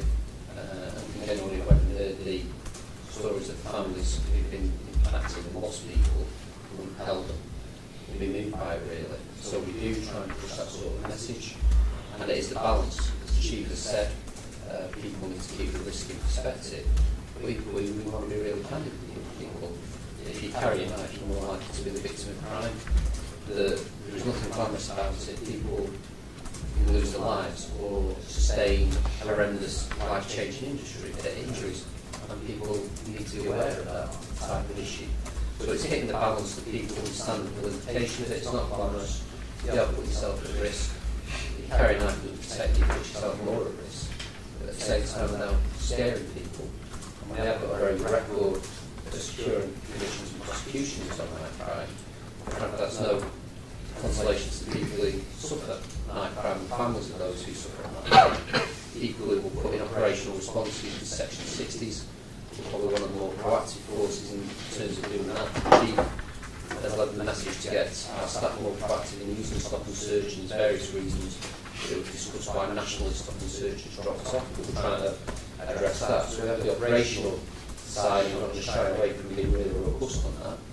But the flip side is we're not going to rest our way out of that, and that's why it's detailed in the report, but the emphasis we're putting on the public health type approach. We've started to see some results since we implemented that in July. But when we're talking about re-educating children, when we're talking about a cultural shift, that's not purely... Do you think that's more likely to reassure or frighten to death? Or well, there'll be different people taking different ways. I think we can't shy away. No, I accept that. I just think we need to think carefully about how we do this. Anyway. Well, it's a balance. It's a balance. We absolutely accept that, and to be fair, we're genuinely open to observations around imagery and what have you, because we try to strike the balance in the imagery. We have had imagery that, frankly, I thought was a little over the top, in the sense that it was a wee bit gruesome actually. It was very impactful, but I'm not sure that would quite carry it. Other imagery is so benign as to lose the sort of potency of the message that we're trying to say to people. So it is a qualitative thing. I don't know whether you saw the question, but I think Ian's article in Sheffield Star this week, on Wednesday, I think it was also, I think it did strike right first, that you connected in terms of this is everybody's. Yes, that was the thrust of it, I think, and that is right. That's one of the things that, when I go around to meetings and people raise these issues, one of the things that's said to me over and over again is the only way you'll crack this is if you get the partners, the girlfriends, the mothers and the grandmothers actually to say we're going to take more interest in what our partners' kids are doing, and they will take notice of them. So I just think there's a lot of thinking to be done around where we take messages to. I think there is, but I think an indication of degree to which we're open-mindedness is the way in which we have sought to engage with wide partnerships. So you mentioned work with London General Hospital, where we're getting more detailed reporting. That's been rolled out across all the districts because all the hospitals will. yeah, we're going to start replicating that because the more information we can get is helpful. Sometimes we get made aware of an incident, but it's surprising how many people cooperate with us when it's staffed. And equally, we need to be mindful of their responsibilities around data protection. I went to a conference, was it Cardiff University, who've done some work in Cardiff. Yeah, so we've got, I think the founding Cardiff, so this consultant surgeon in Cardiff have recognised, they've done some data, looking at data, 50% of presentations to A&E out there weren't known to police at all in terms of, so that they'd created, with the formed a board, and they'd created like some hotspot areas looking just at A&E data, and that was a bit different to the hotspot data that the police had, but by merging the two together, the police down there were able to allocate resources to the hospital hotspot, and that had been really successful, kind of the formed partnership board around that as well, but that seemed really effective. And the person who done that offered to come up and speak to us if you wanted. Well, we'll take good practice from anywhere, as indicated in the report. We've got a relationship with Northern General, we're rolling out, but if anyone's done anything, we will gladly take that learning from the other partnership approach to our operational 45, where we've got 35 people from across children's services, youth justice, immigration, housing, DWP, NHS, education, coming together, and again, working with local universities. So given the scale of the issue across the country, and the fact that it is a national issue, surprisingly, it's always the second time that we've also had collaboration with the university, which we're doing with Sheffield Hallam, to try and understand the problem. So I think that will absolutely have a PhD student do some review on that. So we are absolutely keen to take any good practice from anywhere. We've been to Scotland to see what they did, which is generally helped us being the shining light of how to deal with these things. So I think it started in Cincinnati, if you fancy it. To the United States. the days we start. American social media. But yeah, anything and anywhere, we are more than happy to take their ideas. I think we're on the right track with the health approach. The early results are encouraging. We wouldn't claim to have all the answers, and we're more than happy to take anything from anywhere that will help us tackle a really serious problem. So I'm probably interrupting you. That's fine. I was going to say, I mean, we can't comment on any particular cases in Sheffield South, particularly ongoing at the moment.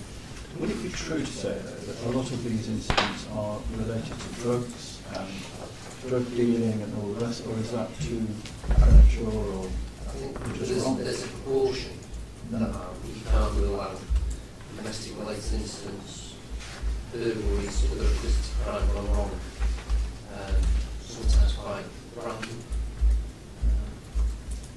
People from different parts of the city perhaps don't get on randomly coming across each other. So there's an element of drugs. But I think if you focus entirely on that, you're missing the sight of that huge spectrum of the issue. But generally what we have seen, and there are of course very, very tragic exceptions to the general rule, but we are seeing a very high proportion of people who are either offenders or who are victims of knife crime basically mirror one another in terms of their being active criminals or being involved on the periphery of active criminality. It is still the rare exception that you have an innocent wandering along who's suddenly set upon by people with knives. Where you see that more commonly is knife-enabled robbery and what have you, where of course by definition those people are simply going about their business and they might be robbed at knife point, but that's a minority. It's still very rare, and it's not random in the way that Yeah. People are not going to be Yeah, any less absolutely. safe going into Sheffield City Centre. Absolutely, absolutely.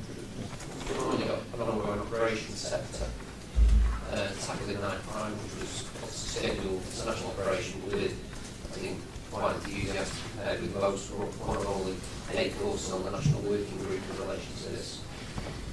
During the operation, which is running from the 18th to 24th September, we have 29 arrests, 14 of which were related crime. We seized or recovered 68 knives, 75 engagement events, and we conducted test purchase operations across the county, with people selling to children, selling underage knives. So we do try and take a grounded approach in terms of the So activity. you use the cadets for that? That's right. That's right. And I think we went into 35 schools as well last week, which is all part and parcel of a really active approach to this. And again, this goes back to the point, it's so difficult, isn't it, to always get that balance right between frightening everybody to death, but recognising that there is a problem, dealing with it in a structured way, and then just keeping things in perspective. But Well, that was very helpful. I'm sorry if I wrecked what you intended to. More succinct to the point. I don't know about that, but anyway, but have we covered everything that you wanted to cover? I think so. yeah, I think so. I'd already touched upon some points I wanted to make, with just this broader contextual image of where we stand and the perspective that is sometimes put forward by the media in clinging on to one or two sort of figures and then coming up with some fairly inflammatory phraseology which frightens people to death. And actually, it is still the case that it is genuinely a vanishingly rare event, and even more so if you're not involved in criminality. And so this really ought not to be the thing that frightens people. But there are too many young people who, either for reasons of thinking it to be glamorous, misplaced sense that somehow need to arm themselves to protect themselves and all that sort of stuff, that we really need to nut into. That early intervention stuff is key. And also, your point is well made. There is something about, parents, those who are in a position to influence young people. They need to know what their kids are doing, and they need to know whether they carry knives or not, or even whether they think it's a good idea to carry a knife or not. So there is a responsibility, us all as grown-ups, to try and sort this issue out. But I certainly think from our perspective, and I'm very encouraged by the partnership approach to this, but from our perspective, I think we're being very active and very responsive to what is undoubtedly a tricky issue in the minds of the public. And I think the partnership has been good. Yes. At the Yes. launch of the Sheffield and the South Yorkshire Police strategies. Yeah. That was good. And many thanks to Superintendent Fiona Jennings, who's done a great job. during Yeah. this. Yeah. Harry, did you want to say anything? Provoking you. Okay, thank you very much indeed. That was item 15. Item 16, Mark, I will not interrupt. 95 to 92. Do you know interrupt on our degree? That's the idea. It's good news, really. The IRC recently published their annual statistical report, which has some real positives in terms of our complaint handling and number of investigations. In terms of complaints, we've seen 24% reduction from the previous year, which is the second largest reduction of any force on the Essex, and a great reduction that was by 1%. So us, together with last year, saw 24%. Others have seen significant increases over the same period. We've improved in terms of recording of complaints within the expected 10-day period in 91% of the cases, which marks an increase from 77% in the previous year, significantly higher than the national average. So I think they're really positives. In terms of allegations, distinct from complaints, we recorded 890, which is 23% reduction, and again, that puts us in a really good place with national comparators. And taking the size of the force out of the equation. So per 1,000 employees, we recorded 176 allegations, which is well below the national average of 274. And on the British Transport Police, South Wales, City of London, and West Midlands, reports lower numbers in that regard. So that's, I think, really positive from the IOPC report. That dovetails with the HMIC report on legitimacy, which again had a number of positives, the grading which was good, and the comment, which I'll just read verbatim, the South Yorkshire Police strong ethical leadership through its chief officer team, and the force prize for publicly clear use of accessible information about how to make a complaint. It's good at keeping complaints updated and supplying relevant statutory information, and the findings once a complaint has been resolved. Of course, identifies response to investigate allegations of discrimination well. So hopefully, between both HMIC and the IOPC, that does provide a good deal of reassurance about the ethical nature of the force, the fact that we are doing the job, and that seems to be being reflected in how people report back to us. Very good, and I think we'll send this to the independent ethics panel as well for them to have a look at. It's on there. And I think what Mark has mentioned it, this, ultimately, even if you take the net number of complaints, and so we're one of the larger forces, but actually break that down by 1,000 employees, it puts third or fourth in the country, and that change has come about so dramatically. Again, I think is testament to a lot of local leadership. I think that is down to sergeants being proper sergeants and so forth. And so I think it's a really good testament to our people that they actually conduct themselves very well and increasingly well. So we think this is an unadulterated good news story, and we're very pleased to see the result. The local resolution cases to that national averages down to the model that you have in place. Yeah, I think so. We're approaching it in ideally in a less bureaucratic, less sort of clunky way in terms of drawing down on sort of rates and what have you. But in terms of the resolutions that we do, the informal resolutions and all the rest of it, and particularly the appeal against resolutions, we're sort of middle for little. So it isn't that one thing is sort of amending the other in the sense that more informal resolutions, fewer complaints. These things are all in balance. And again, the professional standards department, I think in terms of recording of complaints within 10 days, I think it's from 71% to 91% in 12 months. So there's a whole bunch of really fantastic work going in there, and ultimately we've seen, despite all the challenges and pressures, a 24% reduction in complaints takes us to the lowest level of complaints for about 7 years. So I think that's pretty good. Good. Well, good. Thank you very much. That was item 16. So 17 is the last item on the public part of the meeting. PCC decisions 99 to 100. Erica, is there anything to be said? On the Chair, one of the decisions that we take since the public accounts this morning. Okay, we'll note that. Thank you very much. That's the end of the public part of the meeting, so we will have a break then, and then we can deal with item 18.